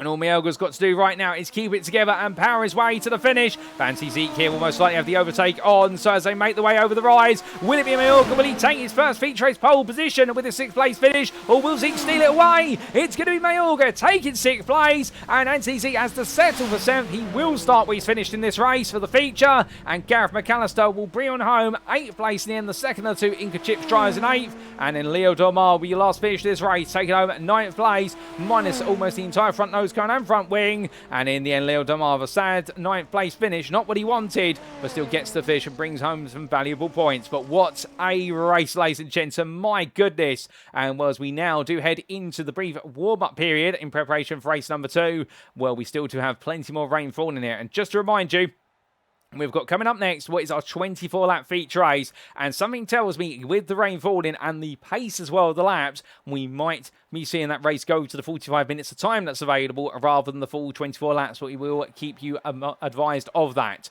But in the meantime, what we can do is bring you the results of our first race a day, and here they are, subject to any Stewards inquiries. And well, as we can see, after 8 laps of brilliant racing in the sprint race of round number 7 of season 19 of the League Series Formula Series, brought to you on iRacing and presented by INCA Salsa, Elliot Rolls took victory in the end for DDK Racing by almost 20 seconds ahead of Shahi Zahir. A personal victory for Shahi Zahir, no doubt about it. The Sri Lankan driver arrived and drive racing, taking his best result of the season with that 2nd place, returns to the podium after a long hiatus away from it. And Matthew Davine in the end was only 3 seconds further adrift for DDK with TH Jordan, and definitely picking up some major points on that podium. Not quite the win he wanted, but he will be closing himself up to the 3rd place man in the championship of Elliot Cawte. Nate Grucelski missing the podium, but the MSR Purple driver was one of the quickest starters, but unfortunately mistakes held him back. 4th place is the best he could do for MSR Purple, and Jace Mayer completing that top 5 for Raccoon GP in a bit of an up and down race, but round off the top 5 just about. Meanwhile, a season best sprint race performance there for Artur Mielga for INCA Chips Racing, and with it he will take his first ever career pole position in the feature race for the inverted grid. Taking 6th means he's on pole for the feature. Well done to Artur for a brilliant drive. Anti-Z just missing out in the end by only 10ths at the line. The privateer there with the earlier incidents and excursions to the gravel cost him dear. And then Gareth McAllister, teammate to Artur Mielga for INCA Chips Racing, finishing 8th place there, struggling on. And Leo Dormar, the last of your finishers in the race, and taking that 9th place there for Rodent GP despite significant damage to the car. We did see just behind in the end where it was retirements for so many drivers, including for Finley Fitzsimmons and Elliot Cawte had their coming together, of course, in lap number 2. We also did see the retirement of Robert Nobles and Carson Keane and Zara Zainab on the open lap, and sadly we did lose Jeremy Binion right at the start, and we did have a non-start for Antonio Bianchi, who we hope to see potentially on the grid for our 2nd and final race of the day. Goodness me, ladies and gentlemen, what a race that was. No doubt about it, and as this rain continues to fall, well, right now, we can just take away the results there and show you the scenic view, and well, this is going to be a very treacherous 2nd race. We've already seen treacherous conditions for the purposes of our sprint, and well, it is going to be a circuit now where we can see so much standing water accumulating at so many different points. And again, these camera angles don't always show you. It depends on the reflection of light off of the track surface. That's where you get to see those puddles, but we are really getting to see what is a circuit right now that if you just simply put a tyre in the wrong place or go a little bit too wide, you're going to go to the grass and be taking a long trip towards the barriers. Alternatively, you could go for a spin. Those exit curves, as Robert Nobles there decides to take all the exit curve at the kink, that's somewhere you're not going to want to go in the race. You're risking it all there for the sake of picking up a lot of time, and well, sometimes you need to do that, but I think for a lot of these drivers, just getting to the finish of the next race could be key. We'll have to wait and see. Of course, they have had one race now under the wet conditions in the sprint, so therefore our drivers will be able to make some adjustments, not to the car, but their adjustments to their driving style and their awareness of how tricky it's going to be out there. But Elliot Cawte right now will, after that big spin out of turn number 3, really ended his race in that of Finley Fitzsimmons. I think his thought process is going to be that he needs to now try and pick things up and hope that he can get it all together with respect to what will be the 2nd race, because of course with that retirement from race number 1, no points picked up, and in race number 2 now, the difficult thing will be is he goes to the barrier, then shows you how quickly you can get it wrong at the kink, carry too much speed. Well, if he doesn't pick up points in this one, it will become his drop score round for the season, but he will be losing a lot of ground in the championship, and suddenly he's going to find himself in the position whereby he's going to essentially now be trailing the leaders so far, and well, Matthew Davine might be stealing that 3rd place off him instead. But understanding Nate Grucelski, the only MSR purple driver to finish the race. And so for Finley Fitzsimmons, this could be a drive now all about trying to regain some of the ground that's been lost. But Grucelski is able to finish on this one, and if Fitzsimmons does not, then Nate Grucelski will take over at the top of the championship once again, and it'll be a big springboard forward for him. But for all that and more, we're not too far away from finding out how it's going to play out in our 24-lap feature race. And as we said earlier on, we do have these races limited to time. Our sprint race is limited to 15 minutes, and meanwhile, our feature race is limited to none other than 45 minutes. And, well, we do normally see the sprint race unless it all really comes to a halt, although we don't have safety cars anymore for the purpose of the sprint race. Although I think we do still have the deployment on hand for the safety car in the feature race, but in these conditions as well. Well, 24 laps at a 2-minute lap, you're going to be seeing it go beyond the 45 minutes, so we may go to time. So we've got to give the circuit back. But speaking of giving things back, ladies and gentlemen, going back to places, it's time for us to go back to racing conditions, because it is time for us to go to the grid once again, this time for race number 2, the 24-lap feature at Road America. And so as our drivers make their way back onto the grid, and the rain has stopped for a bit, this is how they're all line up for the second and final time today. And as we can see, for the top 6 inversion results in the sprint, it is a maiden feature race pole position for Arturo Mayorga for INCA Chips Racing. He will be joined on the front row of the grid by Raccoon GP's Jace Mayer. On row number 2, it's Nate Grucelski for MSR Purple and DDK with TH Shorten's Matthew Davine. Row 3, it's going to be Shahi Zaher for Arrive and Drive Racing and Elliot Rolls for DDK Racing, with Anthony Azik, the privateer, just ahead of Gareth McAllister for INCA Chips Racing on row 4. Row number 5, to complete your top 10, it's Leo Domar for NGP and MSR Purple's Finley Fitzsimmons. And then we do see behind them on row 6, Elliot Cawte for DDK Racing and the privateer of Robert Nobles. Row number 7, it's going to be Carson Keane, the privateer, ahead of Xavier Nav for the privateer. And then completing the starting order, it'll be Jeremy Binion and Antonio Bianchi. But ladies and gentlemen, behind the competition 51 drive, there's only clear track, but he'll want to get to the front and make it clear track in front of him. But will he be able to clear the field? That's the big question. Should he make his way to the grid? Well, unfortunately, we do not have Antonio Bianchi on the grid. In fact, we're missing several drives on this grid, but one thing we're not going to miss here is that pole position start for Arturo Mayorga is going to be 1, 2, 3, 4, 5 red lights. And it's lights out, away we go then for 24 laps of racing. And Arturo Mayorga leads the field away, although better start there for Nate Grucelski, but he's pinned in by Jace Mayer as they come down towards the braking zone here, and as they all make the way in towards turn number 1. Mayer looking around the outside here, but Mayorga just drifted a little bit wide, small touch between the two of them. Mayorga's not giving up as a big snatch there from Elliot Rolls, and here they come down towards turn number 3. Smooth start from so many, but into that braking zone they go, and Nate Grucelski around the outside of Mayorga. Further back, Shahi's ahead, trying to squeeze his way around the outside of Elliot Cawte. Just about keeps it together, but Elliot Cawte now trying to pounce back as they make their way onwards. Battle side by side towards the rear of the field there between Anthony Zeke and Carson Keane. We do have Xavier Zainav who's starting from the pit lane a bit further back, but now they come into the hardest braking zone on the open lap here. Downhill, Jace Mayer leads them into turn number 5. Big look up the inside there from Matthew Davine, but I think taps the rear of Arturo Mayorga's car, but does no damage to either of them as they make the way in towards turn number 6 there, slithering out of the corner. But right now all the field together there as we do see Elliot Cawte finding Philly. Oh, goodness me, there's contact between them again, and Finley Fitzsimmons and Elliot Cawte. This line, they've got magnets in the cars. If they find each other, they make contact here today, and will they collect a couple of other cars as well? And for Elliot Cawte, his race has come to a halt just like that. Finley Fitzsimmons is carrying on, but what damage did he spot on the cars? For Elliot Cawte, you've got to feel for him. It's all gone wrong again, but this time not at turn number 3, it's at turn number 6. As Jace Mayer under pressure right now for Nate Grucelski as they head up towards what will be the kink for the first time. Grucelski getting close here, but I think too far back to potentially make a move, and they're not daring to brave it, as Arturo Mayorga taking it nice and easy there, going through the kink. One try going a bit wider there, that was Matthew Davine, but keeps it on the road. And while Arturo Mayorga under pressure here from Leo Tomar and Elliot Rolls. Rolls is going to be watching as Delmar tries to go around the outside of the Canada corner, takes all the standing water with him, but he's able to sweep around the outside there, but gets it wrong, and he goes round, and Leo Demar goes to the spin, and Arturo Mayorga holds on the third until Elliot Rolls dives up the inside and steals it away from him there, coming through turns 13 and 13A. But goodness me, what a moment there, and Arturo Mayorga just simply keeping to that age, which is I need to finish this race, and everybody else can make mistakes instead. But he is working out from as Carson Keane pulls away from Robert Nobles, and Leo Demar with damage to the rear of the car, trying to get to the pit lane. He will do so, but I think that car may be out of the race, given the fact it's missing the entirety of the rear engine cowling and also the rear wing. As also into the pits comes Gareth McAllister with damage to the car, and we see that Anti-Zeke carrying on, and so does Xavier Zainav. It's been a dramatic opening lap of the race. Elliot Cawte and Shahi Zaher have both had to tow to the pit lane off camera. Of course, we know the reason why for Elliot Cawte.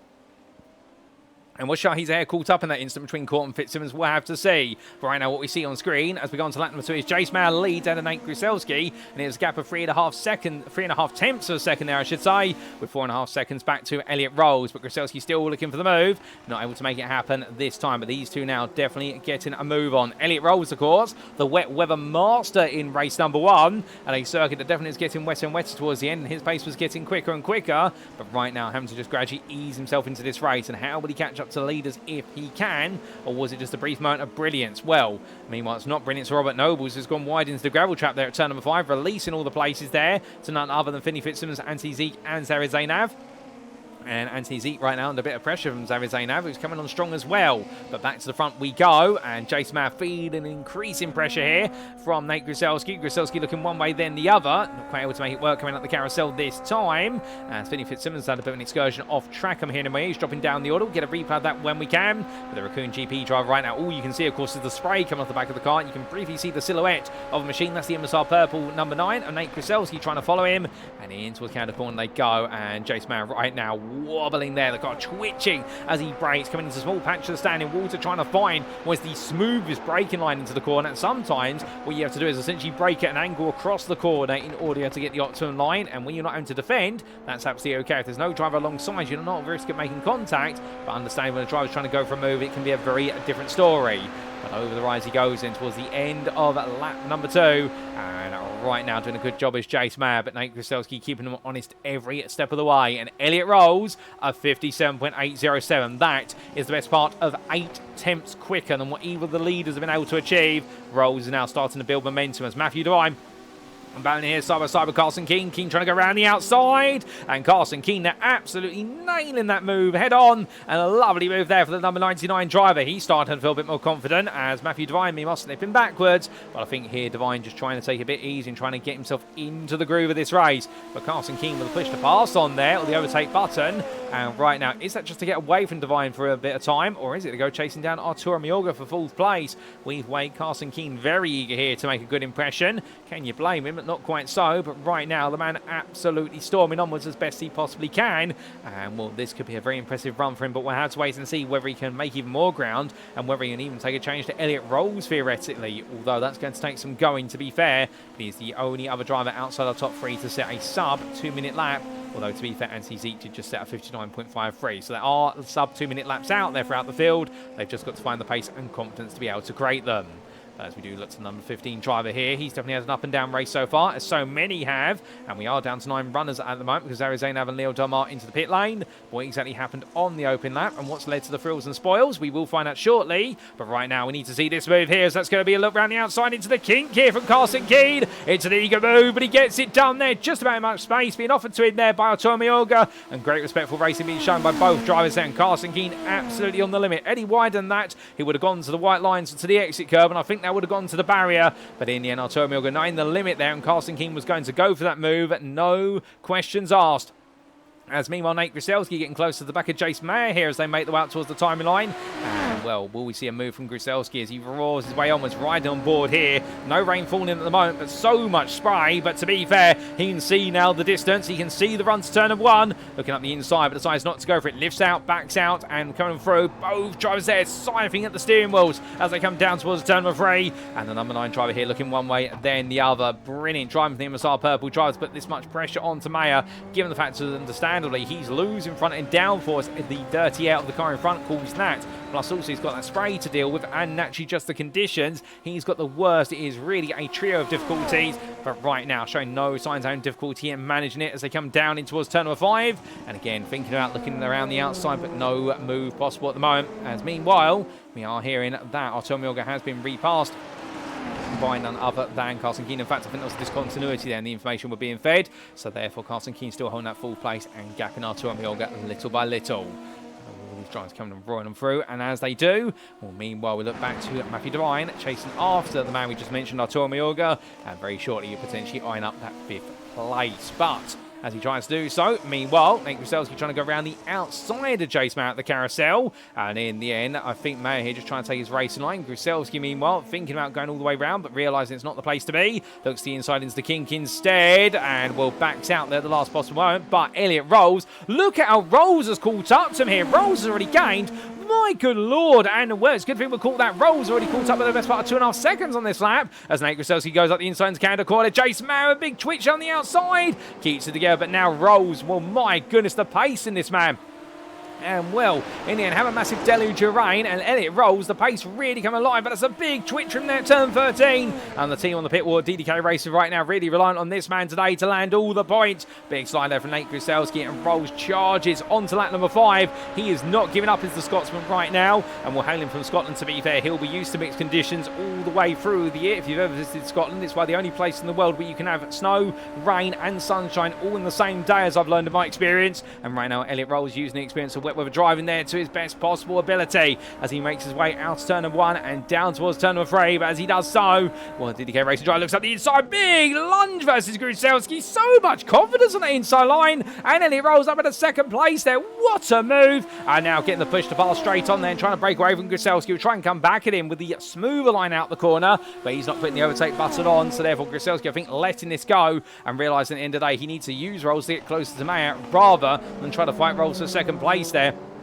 But Elliot Rolls, a staggeringly quick lap. He was 1.5 seconds quicker on that previous lap after he caught up to his rivals and had to sit behind them. But if he had not been caught up like that, he was forecasted to be 3 seconds faster on that previous lap compared to Mayer and Grucelski. An absolute monster lap there. But right now, Elliot Rolls on the attack and looks up the inside of Jace Mayer towards turn number 8. And Jace Mayer goes deep there, being caught out a bit by Rolls appearing out of nowhere. And well, Mayer right now having to go defensive there. But Elliot Rolls really getting under the skin of his rivals. And well, whatever he's doing with that car in these wet weather conditions, everyone's going to be asking afterwards, how are you able to lap so quickly? And Rolls' experience in the wet really showing again as he comes in towards the kink, looks up the inside there, no to make it work. But Jace Mayer right now, hand to look left, hand to look right, wondering whether DDK Racing light green machine is going to go for the move. And it is going to be now in towards Canada corner. Rolls on the inside, there he goes. And Elliot Rolls into lead there, just like that.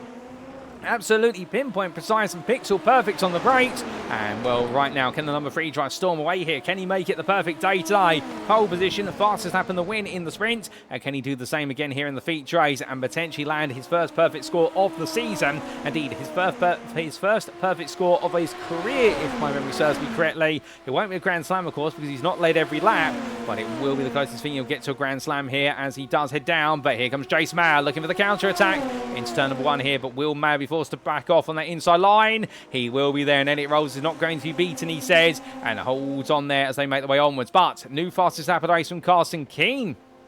And so I think Carson Keane here channeling his own Elliot Rolls energy and right now showing his prowess in the wet and will make his way all the way up onto the difficulties of race number 1, being caught up in that early instant at turn number 5 in the sprint race. But right now 56.63 and Keane very eager to show what he can do. But remember the fact he's got clear track in front of him right now.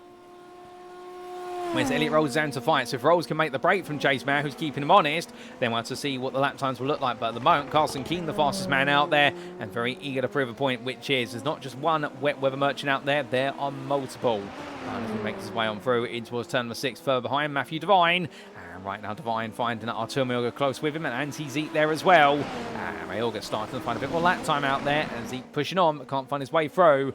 And these drivers all doing a fantastic job, no doubt about it. But as Elliot Rolls is dropping Jace Mayer, Mayer's not able to drop Nate Grucelski, who looks to go around the outside of the carousel. Oh, it's a big twitch there on the run through turn number 10 for Mayer. And Nate Grucelski finally gets that move for second place done. It has taken him the best part of 6 laps, but he's found it. And now, can he move on and go chasing after Rolls, or is second the best he can do and just create a gap? We'll have to wait and see. But what an entertaining opening few laps we've had, no doubt about it. And well, let's take a look back at some of the big moments in the start of the race, ladies and gentlemen, including, of course, what happened at the start to the likes of Elliot Cawte and also Finley Fitzsimmons. We do take our brief trip back in time.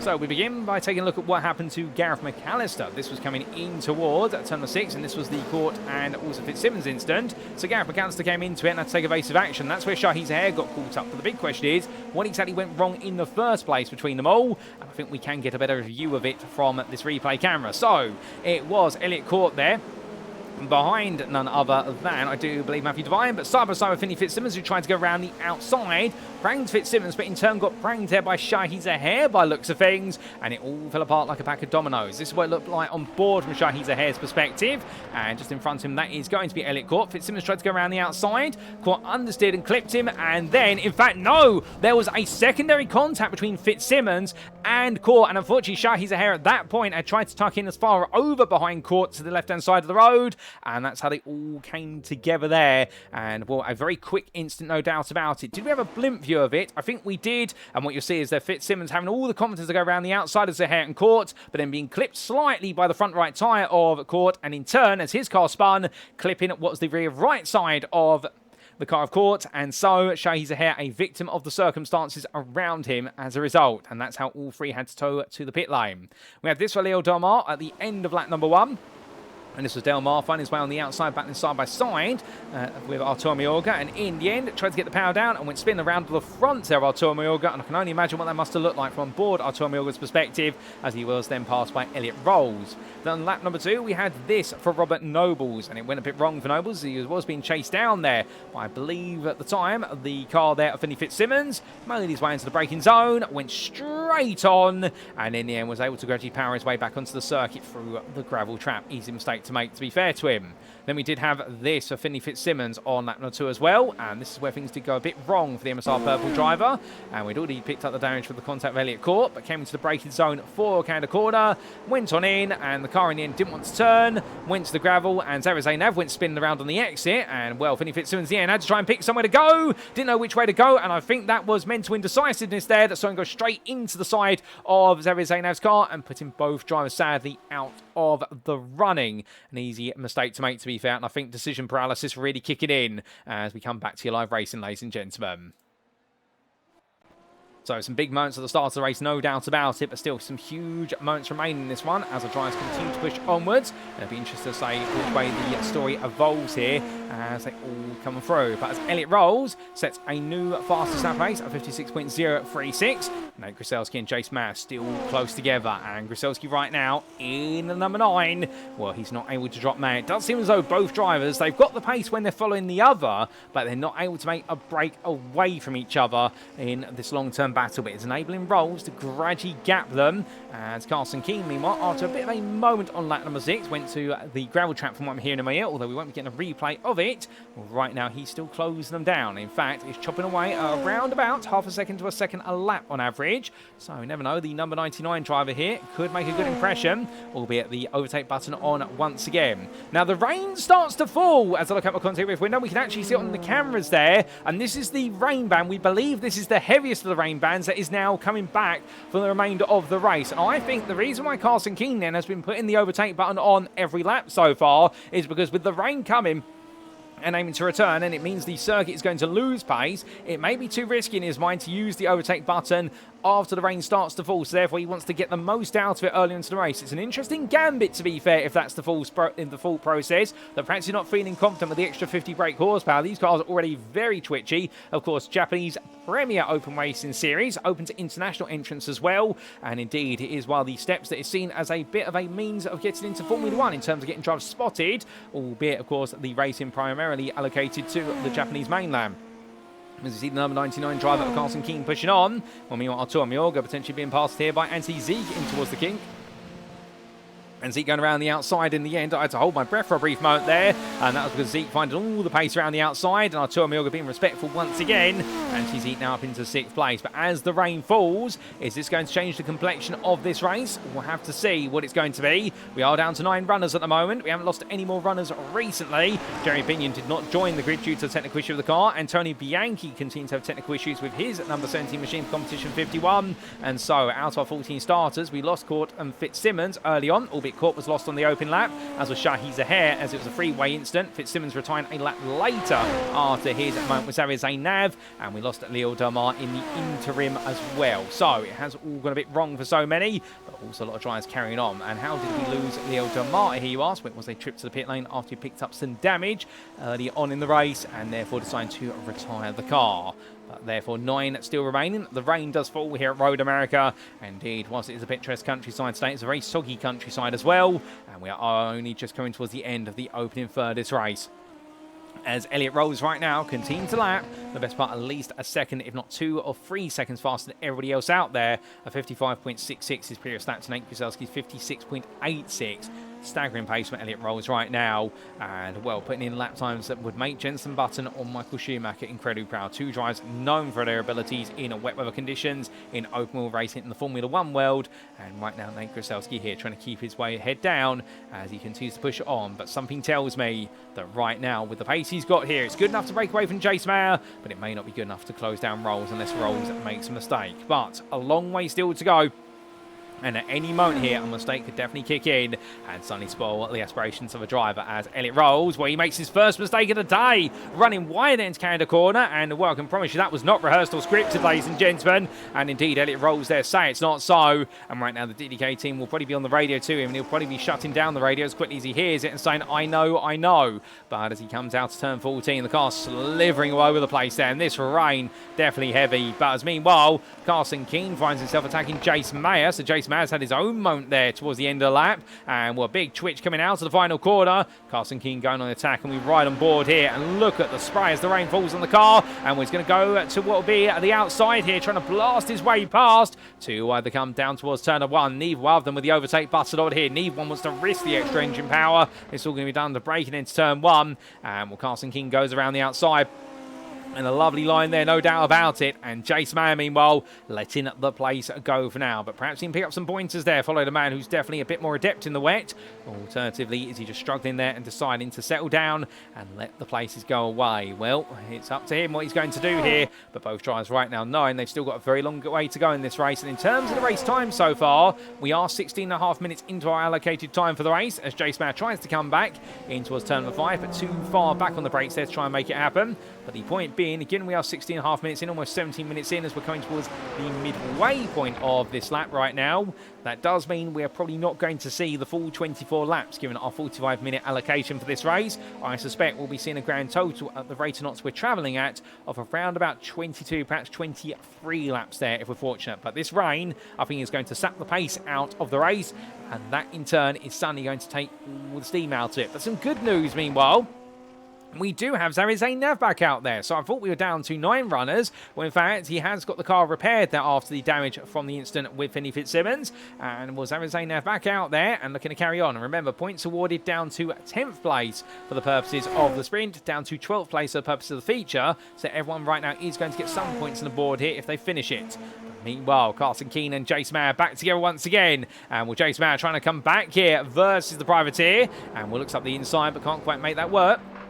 Although the Mont Calamari Shipyards driver getting it wrong there, coming out to turn number 12. And in the end, Jace Mayer does squeeze his way past. So what was a big slip and slide there for Carson Keane. When in a small mistake, big consequences. Jace Mayer back up into 3rd place. But the battle is on here as the rain continues to forward. Right, now you can see Jace Mayer there. In the end, the car essentially trying to force its way to the pit lane there. That's the power oversteer in the wet. But I think these two really locking in for a grilling battle as they make the way up towards turn number 1. Or I should say a grueling battle here, but I think it will be grilling their minds in terms of how much having to think and how hot it is going to be inside that cockpit for the driver as they come through turn number 1 and down towards 3. But Keane right now, well, he's become the hunter rather than the hunted once again. Matthew Davine, find out Anti-Zeke is steadily closing up to him, closing down a second there on the previous lap. And so right now, Davine under a bit of pressure. I think Zeke will also be under a bit of pressure here to understand where exactly the move is going to be. Now the circuit is getting its topping up of the wet. Well, the move's going to come very quickly there as Matthew Davine goes very deep at turn number 3, goes to the grass, and just steadily makes his way back on. Innocent mistake, and Davine falls back to 6th place as Arturo Mioga, 5.5 seconds behind. In fact, that's now going to become around 4.5 seconds. He carries on in 7th place there, and right now not putting any foot wrong. But as he heads down towards turn at number 5, you can definitely see this camera not showing you the rain at the moment. But beyond that, we are definitely seeing a lot of rain out there, and it is falling so much as it is picked back up on the camera. Indeed, this is a very heavy band of rain at the moment. And you can, in fact, look at how the water is reflected off the surface there. The line going up the hill in towards turn number 6 at the moment, it's literally in the middle of the road. Otherwise, you go to the inside or the outside, you are hitting huge patches of standing water. This circuit right now, well, I can tell you one thing, racing line or not, there's only one line out there, and it really is now trying to hunt where there is no standing water on the circuit, and that's going to prove very difficult. You've got tons of it there on the exit of the kink as well. And this is going to be a race now. I think the pace is going to be sat out. In fact, we are heading back into the 2 minutes now for even the fastest of the drivers. And Jace Mayer there versus Carson Keane. Well, Keane almost getting it wrong, coming for the kink. As Elliot Rolls had a bit of another excursion at Canada Corner from what I'm hearing in my ear. And that is enabling Nate Grucelski to gradually close up to him. So there could be a fight on for the lead this race. As we are the fight for third. Jace Mayer ahead of Carson Keane at the moment, as they get ready to go on to lap number 11. But here we are. Elliot rolls across line, 203.375. Nate Grucelski, a 204.156. So Grucelski not too far. Meanwhile, Jace Mayer's had it go wrong at the final corner. He's lost his front wing. We cut away for a brief moment. We come back, and Jace Mayer is now sans front wing. And Carson Keane back up into third. But what's just happened to Jace Mayer? Here's a quick replay to explain, ladies and gentlemen. So this was Mayer coming out of turn 13A, and will hit the bump in the road. Looked a little bit tentative there. Mayer's way into the corner. We have seen him have some big twitches coming out this corner previously, and well, the biggest twitch of all, but unfortunately slid to the grass, and at that point became a passenger in his car and into the barrier just like that. So it all went a bit wrong. We also did have this from Matthew Davine at the start of lap number 10. And this was Davine getting it wrong, coming down to the braking zone for turn number 3, whilst under a bit of pressure there from Anthony Zeke, and on to the anchors he went, but unfortunately anchoring himself to the grass for a brief moment instead, as we head back to your live racing. Still more stories to come, as right now Jace Mayer soldiering on. Matthew Davine into the pit lane, so he decides to come on in, and I suspect this might be to essentially put a fresh set of tyres on the car to get his pit stop out the way soon, as meanwhile, off camera, Carson Keane has now had to tow to the pit lane for an instant. So Carson Keane has slipped from 30, he is now in the pits, he could be out of this race. As Matthew Davine making his way on down. In fact, could it be a potential drive-through penalty, given the instant points will be accumulating? And, well, I wouldn't be surprised if we do see a lot of drivers pick up drive-through penalties here. Black flag penalties, we like to call them. That'll be for 17 or more instant points. They get to 25, they will be disqualified. Hopefully we don't see that. And the answer to Matthew Davine's journey is no, he is parked up in his pit stall, so he is having the car worked on at the moment. And perhaps he's even looking at retiring the car if the conditions in his mind are a bit too treacherous there. We'll have to wait and see if he does go back out. In fact, they have done some repair work to the car. They have replaced the front wing, and they're taking a look at the rear wing, and Davine is back on his way. Fresh tyres on the car as well, and also suspect some fuel going back in. So Davine has taken his one and only stop, going early here, makes his way back out. And, well, he'll now just carry on his journey and look to see what he can recover from this point onwards. But as he does so, well, meanwhile, what exactly happened to Carson Keane only months ago? And here's a quick replay to explain. So this was Keane on lap number 11, making his way towards turn number 1. So it's happened early on in the lap. Came through the corner, tried to get the power down. Took too much exit curb, and the rear left tyre spinning up and straight to the barrier. And for Carson Keane, with all the damage to the front of the car and the collapsed suspension, there's only one destination, and it was a destination to tow to the pit lane.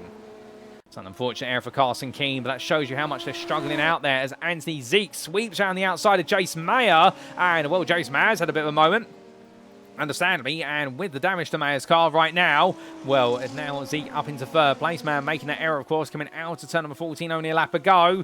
So Zeke in up into third, but can he bring home that podium? Indeed, it would be a maiden podium this season for him. It'd be best result for the number 15 driver. We will have to see, but we have lost Carson Keane, so we've now gone from 10 runners back to 9, albeit Xavier Zainab being multiple laps behind Carson Keane. We suspect if he does survive the race, he will be able to unlap himself from Keane and take the place, but he's going to have to carry on. There's a long journey for him, and for all the drivers still to do. And that rain, if it continues to fall, this circuit is only going to get worse in terms of its status, as Elliot Rolls makes his way out of turn number 3 right now, but doing an absolutely solid job as Anthony Zeke comes into the pit lane. So Zeke might be in here. This might be a strategic stop, because we are now at the midway point of the race. And the normal reason why we sometimes say these pit stops are early is because we do typically expect most drivers, they will try to go at least over the halfway distance before they pit. But there are some drivers out there who do sometimes go for what is the midway pit stop. But it's very rare you do see a driver pit early, although we did see that, of course, at Barber Motorsports Park, with overtaking proving very challenging there in the dirty air. But Miozi, Mayer and Nobles all into the pit lane, and this will be for fuel, it'll be for a fresh set of tyres, and to get back on their way. But remember, they will lose a lot of tyre temperature compared to the temperature they had on their tyres before they pitted, because those wet tyres are going to go onto, well, they will essentially have come out of jackets, but there's nothing quite like warming the tyre up out on circuit. They will be looking to find about 10 to 20 degrees centigrade, or the best part of what will be about 30 degrees Fahrenheit on the tyre, and then it will be into its optimum window in terms of how much heat they need to pump back into the tyre. But as heat makes way onwards, another gamble that a driver could go for is essentially take some fuel in the pit lane, but not change your tyres. It may be worth it.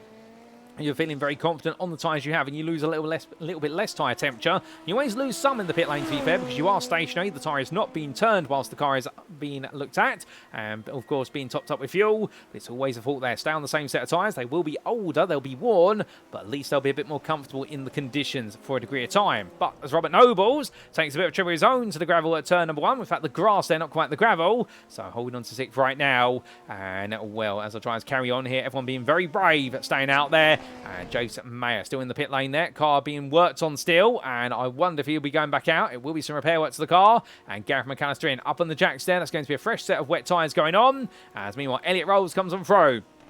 And so Jace Mayer will have to wait and see if he goes back out there, getting the repair work to the car after his big biff to the barrier coming out of turn 14.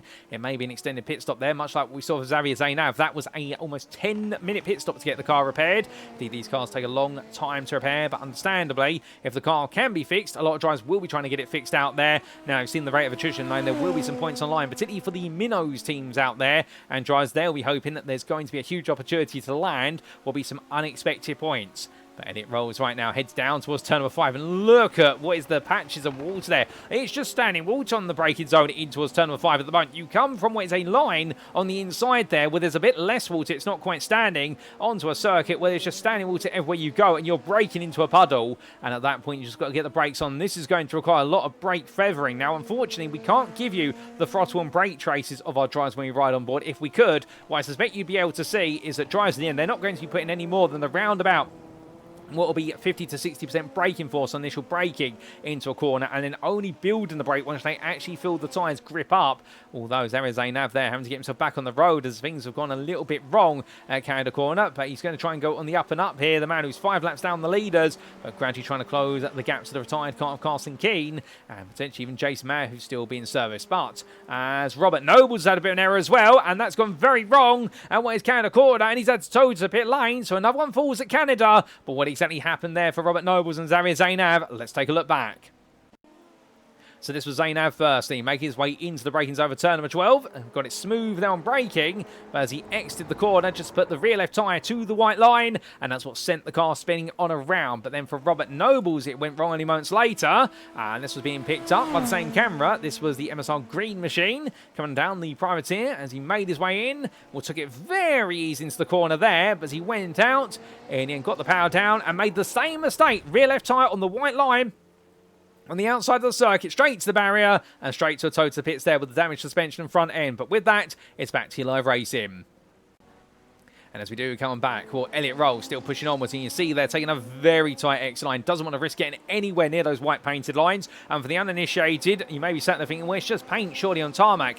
Yes, it is paint on tarmac, but the problem is the grip coefficient of that paint is less than the tarmac out there, and when the water does gather on that paint, which it will, it makes it even slipperier, as Elliot Rolls decides to come in at the end of lap 13. So in fact, we've got a very narrow pit window here today as he makes his way on down. Right now, the number 3 driver, well, he'll survive the first half of the race, but this second half now, we'll look at the pit lane there. Look at the water in the pit lane. My goodness, they'll be getting brooms out of this rate to sweep the water away. And, well, Nate Grucelski in as well, but they've still got a race to finish here. This is really giving me flashbacks now. If anybody's ever seen the movie Rush, of course, chronicling the infamous championship campaign between Niki Lauda and James Hunt, and that infamous Grand Prix right at the end. And, well, what a battle it was between the two of them in the only championship taken by James Hunt, and that would be culminating in the 1976 Championship, and well, it would conclude at the Fuji International Speedway Circuit in Japan, the first ever Japanese Grand Prix. Of course, we now, associate the Japanese Grand Prix with Suzuka, but the very first one being hosted at Fuji.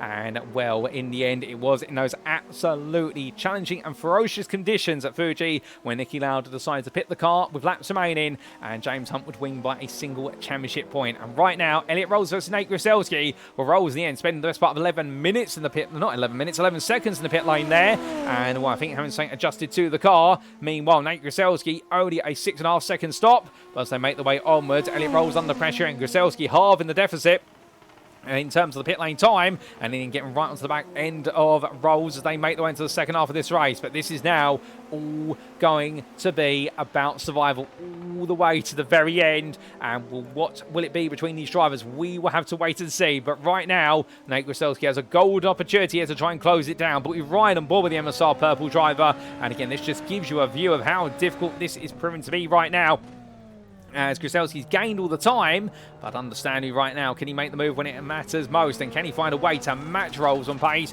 when Elliot Rolls has been typically the quicker driver when it comes to being in these conditions? But I think right now this is all about just being the safest driver out there, as we have lost Robert Nobles in this race. We have lost Carson Keane. We've got Matthew Davine, who's had to tow to the pit lane, and we've got Jace Mayer still in the pits. And we'll have to understand what's happened to Matthew Davine very shortly. But we are now, in theory, down to a grand total of what could be 6 runners. We still do have Zaire Nav run in this race, I believe, unless I'm mistaken. He's trying to keep it together at the moment, but it's the battle at the front, and Elliot Rolls is gradually pulling away as they come out of turn at number 12, and up towards 13 they go. But right now, I do not envy either driver here. And I think for Grucelski, just gets in the second place finish right now, that will put him ahead of Fitzsimmons in the championship.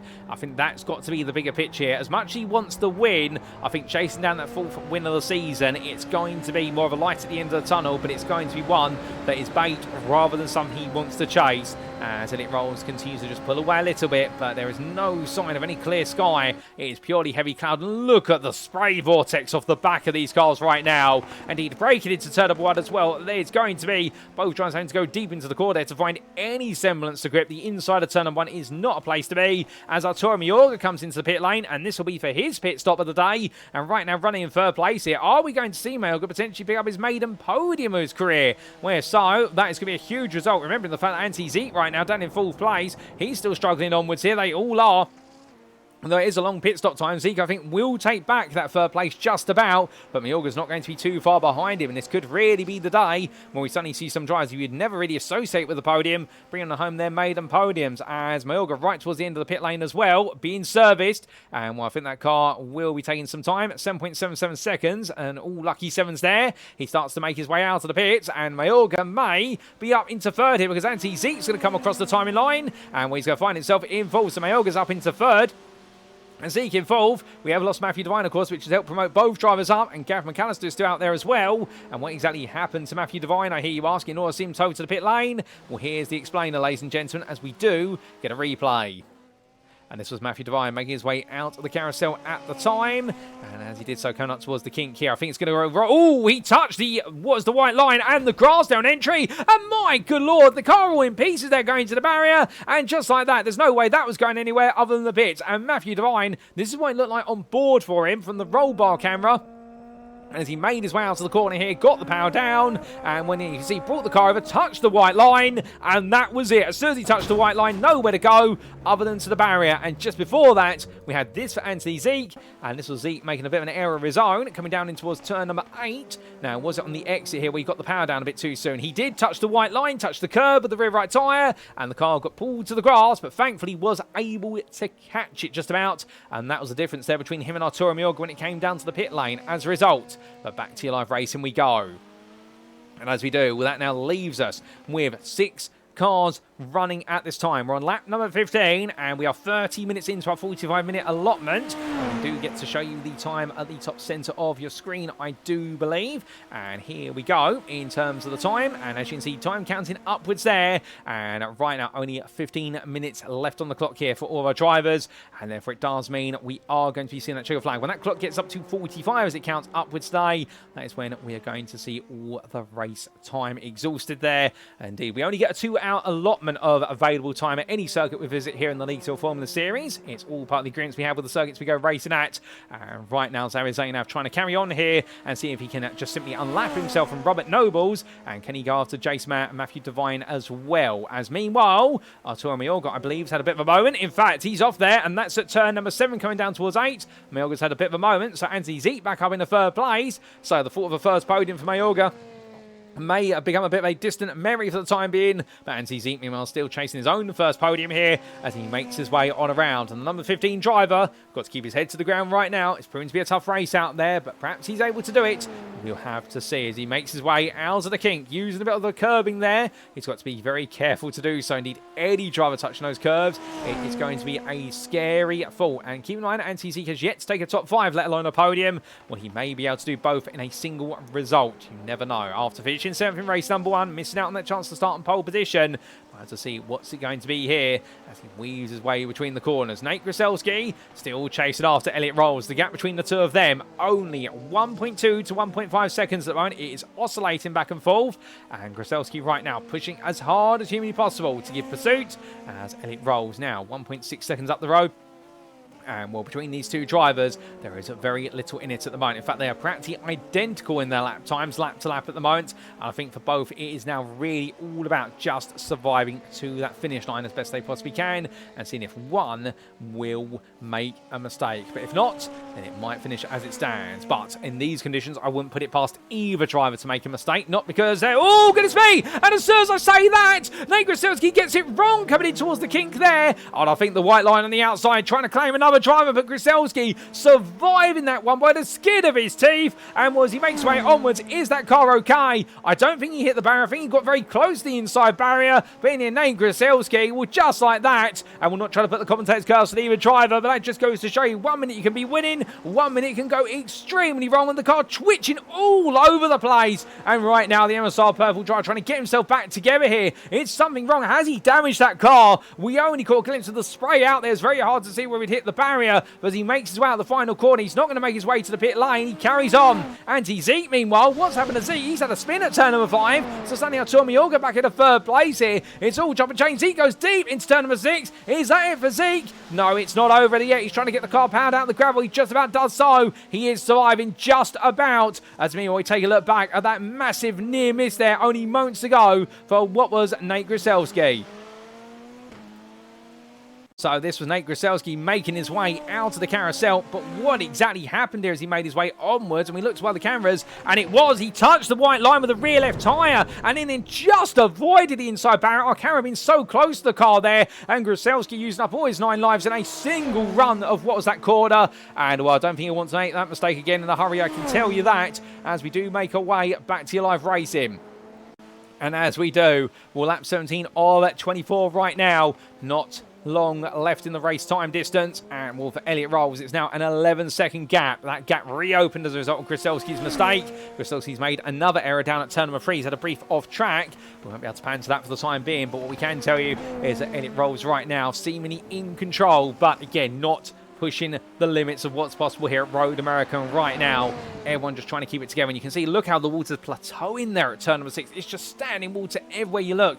And that means the braking zone is suddenly becoming elongated. Getting on the throttle, it's better just to coast out the corner, essentially, and just wait until you feel all 4 wheels really bite back onto the tarmac, if they do at all. But right now, Elliot Rolls here doing a phenomenal job of keeping it together. All the drivers are still running, doing a fantastic job, to be fair. Credit where it's due to all of them. Zainav is now ahead of Robert Nobles, now moving up to 8th place. Here he is, just up the road from Elliot Rolls. He is surely going to be lapped again in due course, given the respective pace. But again, not being rude about Zainav, I think right now the pace he's doing, if this is the pace that gets him to the finish, and potentially gets him moving all the way up to 5th place in the end, or 6th place I should say in the end, given Gareth McAllister is still running, and well, understanding for Zainav, he will happily take those points. I don't think there's going to be any complaint coming from this man, but right now he does have to get his skates on a little bit, understandably, because of the fact we have only got 10 minutes left in terms of race time, as we do show you that time once again at the top centre of your screen. And remember, when that clock does hit 45 minutes, it counts upwards. We will then consider the current lap to be the final lap. We will be racing to time, and I don't think we're going to be getting the full 24 laps in. And Zainav makes his way onwards. Right now, just trying to keep it together as best he possibly can. And, well, Robert Nobles, of course, understandably falling a bit further back as well as he drops down to that 9th place, but he will not be classified as a finisher given his retirement. As Nav goes to the gravel. Does he manage to power it through? He does, and Elliot rolls, will scoot on past there. And right now, the number 3 driver will put another lap on Zainav, but understandably just trying to focus on his own race. As Zainav rejoins, from what I'm hearing in my ear, which is good news, and then Grucelski, the man coming up behind him next. And great Grucelski, after that near miss moment coming in towards the King, only laps to go. Well, the MSR purple driver here goes very deep in towards turn number 3. They're all struggling out there. They are really not having a happy time. And the rain right now has unleashed itself onto us here in Wisconsin. And Wolfhard Drive is all about just getting to the end. Arturo Biorga, well, right now still holding on to 3rd place by 16 seconds ahead of Anthony Zeke. And his lap times right now, well, keeping him very safe from Zeke, it must be said. And I think for Mayorga, this is one of those races whereby I think this is going to mean a lot to him. And yes, we've had a lot of retirements in this race. That is a fact. But at the same time as well, to get to the finish of this one, you have got to survive. And Mayorga only, what is 9 minutes and a final lap away from his first ever podium, as I remember correctly, in the League Zero Formula Series. And right now, well, we're not allowed to play favourites, of course, in the commentary booth, but I'll tell you one thing, it's going to be an emotional moment if he does make it to the finish and take it, because this will be a huge result for the man who's typically been associated with running towards the back of the field. But every driver out there has their day, and this could be the day for Arturo Biorga to bring on home that 3rd place on the podium. But Anti Zeke, of course, he will be trying to chase his own podium, and he is trying to gradually chisel down the gap to Mayorga. But remember, whereas Mayorga has been very careful to make some very select mistakes, Zeke, meanwhile, has made the bigger mistakes of the two of them, and still got that gap to grind down and to keep on the road simultaneously. As the last lap from Mayorga, 2:18.56, Zeke this time at 2:25.875. That gap is only heading one way, and it's heading in the favour of Mayorga at this time. Gareth McAllister, the other member of INCA Chips Racing, still running in 5th. He's out there, but he is effectively a lap down at this time, and will continue his journey as I believe Zainav's race has just come to an untimely demise. Coming out of Canada corner, from what I hear in my ear, he has had to tow to the pit lane, and that will set Zainav back to 9th place behind Nobles, and that will see him classified as a non-finisher if he's not able to get the car back out there. And sadly, it has gone wrong for Zainav, but what exactly has happened to him? Here's a quick replay to explain. So this is Zainav coming down to Canada corner on entry. Did he get it wrong? No, he got it right there. Coming out the corner.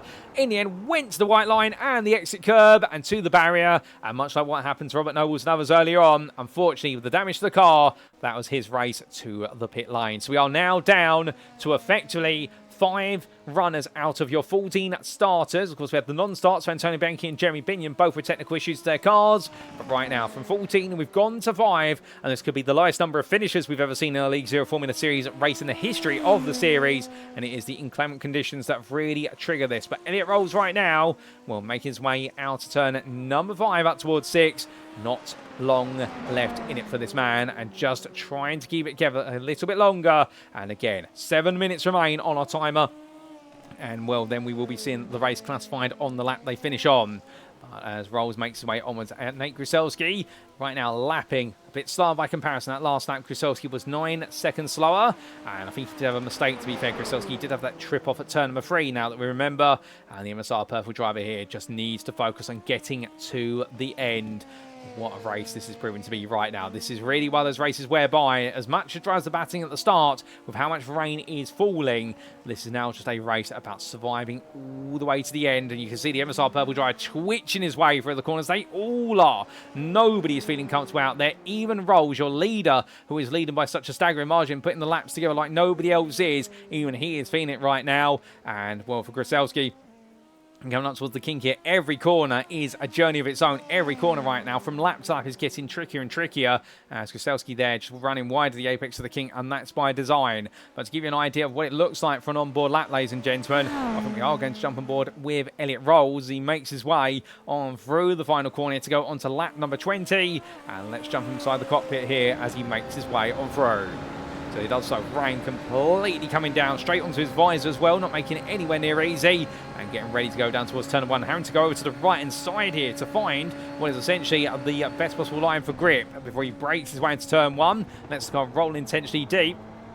And coming out to the bend now, going down towards turn number 3 and having to literally scythe the car out the corner. Gets it right in the middle of the road. They're trying to find the braking spot, but look at all that standing water at turn number 3. He's literally driving into a lake of water as he now makes his way out of the corner. Then up towards what we turn number 5, and as he does so, the number 3 driver here, well, here's a bit of a safe space. He can actually build up some tyre temperature coming down the straight. And get ready for the braking zone of turn number 5. Oh, goodness me. And in the end, going to the grass there. Not able to see the road fully. And, well, the DK Racing driver braking on that inside. That's what he was looking for. But I think in the end, just being a bit too adventurous and going a bit too far. And Nate Grucelski's had a big moment, I believe, at Canada corner off camera, as we do see Rolls braking his way in towards turn number 6. And as he does so, make his way out to the bend. Well, the number 3 driver here right now, we can see just taking it very easy through the corner.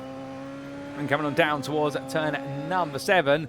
Well, and then 8, breaking his way in on that tight line all the way down to first gear here. In fact, using first gear, that's very rare they do so. And, well, that just shows you how slow the circuit is becoming for them. But now, treacherously making his way through turns 9 and 10, tiptoeing his way on through, keeping a very wide line there to avoid all the standing water on the inside of the carousel. Now heading up towards what will be the kink. Let's listen. And in fact, having to put the brakes on the kink, they never have to do that. That is how tricky it is, having to brake his way into the corner. And now making his way in towards what will be Canada corner at this point. The corner's caught out so many, and every little kink in the road there, having to fight with the steering, having to fight with the standing water on the circuit. To the inside, breaks his way in, but takes all the exit curb, and just very gently eases it back on there. Straightening out the steering wheel and not trying to get the pound down at all, as he makes way through turns 13 and 13A. And in fact, not even going 100 miles an hour through there, fighting with the car every step of the way, and in towards turn number 14 he goes, and then it rolls right now. I don't know how he's doing it. That's the testament to his ability, but look as he heads up the hill, all the water rolling down the hill from the start finish line. And for Elliot Rolls right now, it could be no more difficult for him as he crossed that timeline to go onto the penultimate lap of this race with the time remaining. And in fact, Anthony Zeek now has had to tow to the pit lane, so there's been even more difficulty. But the first thing first is, let's take a look at what happened to Nate Grucelski. So this was Grucelski coming into Canada corner only months ago, and as he did so on lap number 19, what went wrong here? Because it took him a long time to get it back, and he just broke and went straight on, and in the end having to get the car out of the gravel essentially. That's why it took so long, and also hitting the barrier there and damage to his front wing. Goodness me, and Grucelski struggling to get any traction, and when in it took him so long, and well, almost getting beached in the gravel, and in the end just about powering his way out of it, and Grucelski struggling for so long, and then he did get it back on in the end, but it took him an eternity of time. And meanwhile, what happened to Anthony Zeek? And this was Zeke. Oh my goodness, already in big damage there. So Zeke now had to tow to the pit lane. But what happened before? I think this was at the kink, I want to say. And in fact, yes, it was. So came out to the carousel, made his way up towards the kink here. Did he touch the white line? Yes, he did. And another drive falls found straight into the barrier there. And Zeke's race all in pieces and had to tow, had to stop the car before the pit lane. He could not get it to go through turn number 14. Well, in the end, we head back to your live circuit side pictures, ladies and gentlemen. And well, I think these would be conditions that in the modern era racing may even see a race postponed or red flagged, but in the end we can't put the red flags out there. Everyone carried on all the way to the end, and as we can see, we are now 42 minutes into our 45-minute allotment, and we'll Elliot Rolls here carrying onwards, and right now this will be his penultimate lap of the race. And will that onboard give you an idea of how tricky it was only moments ago? And I think we might be getting another onboard for his final lap here, as right now the whole field essentially separated, and it's just about getting to the finish. Grucelski's had a bit of a moment coming out of the kink, but he's been able to survive that after getting the car out of being buried in the gravel trap at Canada corner, and we'll thankfully able to get it going in the rear wheels, finally finding some traction. He had to really hammer the throttle to do so, but Rolls here right now just keeping it all smooth. So 4 runners remain. Rolls your leader, then here's your second place man, Nate Grucelski, who right now, after his big trip to the gravel at Canada corner only moments ago, is having some other moments as well, but still just about managing to keep it on the tarmac and trying to bring home that second place. And Arturo Biorga running very happily in third at the moment, being matched on pace by his teammate Gareth McAllister. Well, understanding for the INCA Chips drivers, this will be their biggest point score in a single round in their history of the championship. And with Anthony Zeek retiring from the race, he will be classified as 3 laps down. But understanding he will be the last of your finishers with Matthew Davine the next down, 7 laps down and out of the running essentially, given the delta between him and the race winner, who at this time would be Elliot Rolls if things finish as they currently stand. We'll have to wait and see which way it plays out as Gareth McAllister here, the driver, making his way on, was the only driver effectively a lap down at this time and making his way in towards turn number 1 here. He will likely finish this race a lap down, but I don't think he's going to be complaining given the tricky conditions and the fact this is still worth a 4th place. But as our leader makes his way out the final corner for the penultimate time, where he goes towards the timeline and Elliot rolls in, going one more run of the circuit. And as he does so, let's jump on board with him, ladies and gentlemen, and see exactly what he's going to deal with one last time here as we see him going around.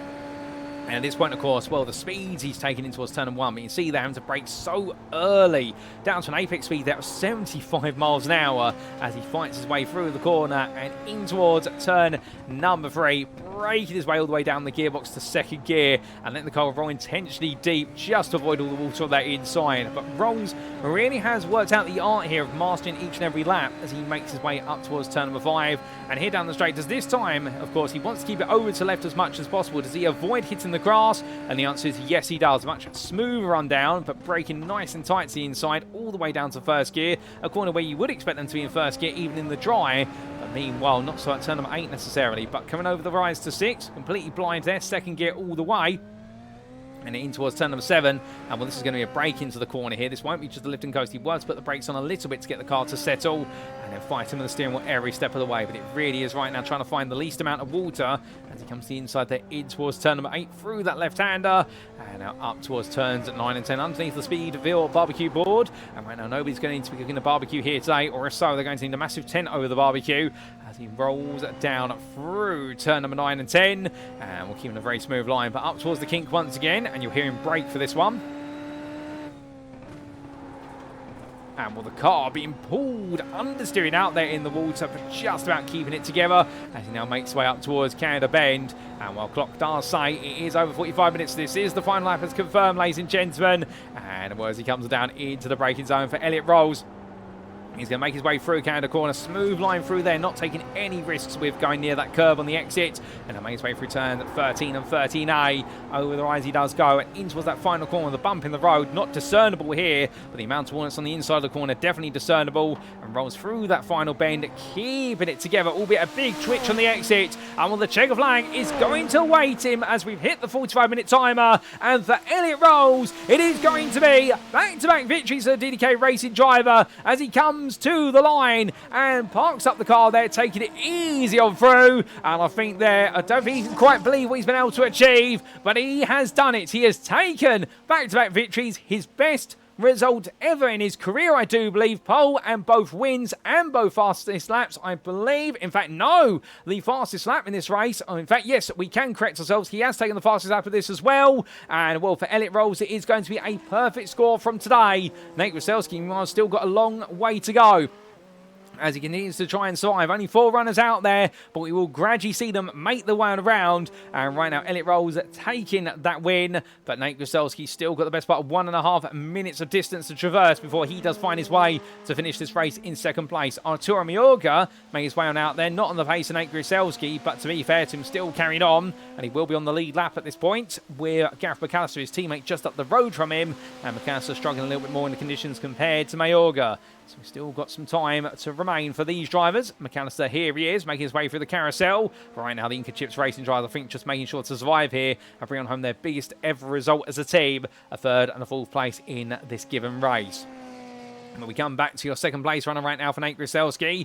And, well, given the fact, taking home what was none other than 4th place in race number 1. And, well, some good points there with the retirement for Finley Fitzsimmons. And with Fitzsimmons, his team retiring in this one. And a 2nd place, we will see Nate Grucelski retake the championship lead. But Fitzsimmons will not be too far behind. And Nate Grucelski will head to line then to be your runner-up. It wasn't to be today, even when he did close the gap to Rolls and strategy. But Rolls was the smoother in the wet conditions. And Grucelski will be your runner-up. And meanwhile, we wait then for the last 2 cars to come on through. Here is Gareth McAllister as he makes his way through the chicane of turns 13 and 13A. And as he does so, Getting ready for turn number 14. Just behind him is Arturo Biorga coming over the rise. But first it'll be Gareth McAllister to take his best result of the season. With a fourth place finish here in number 25 for INCA Chips Racing. Over the rise he will come. But then behind him, ladies and gentlemen, to take his first ever League Zero Formula Series podium in his career. And his best result of the season by 4 is Arturo Biorga, who takes third.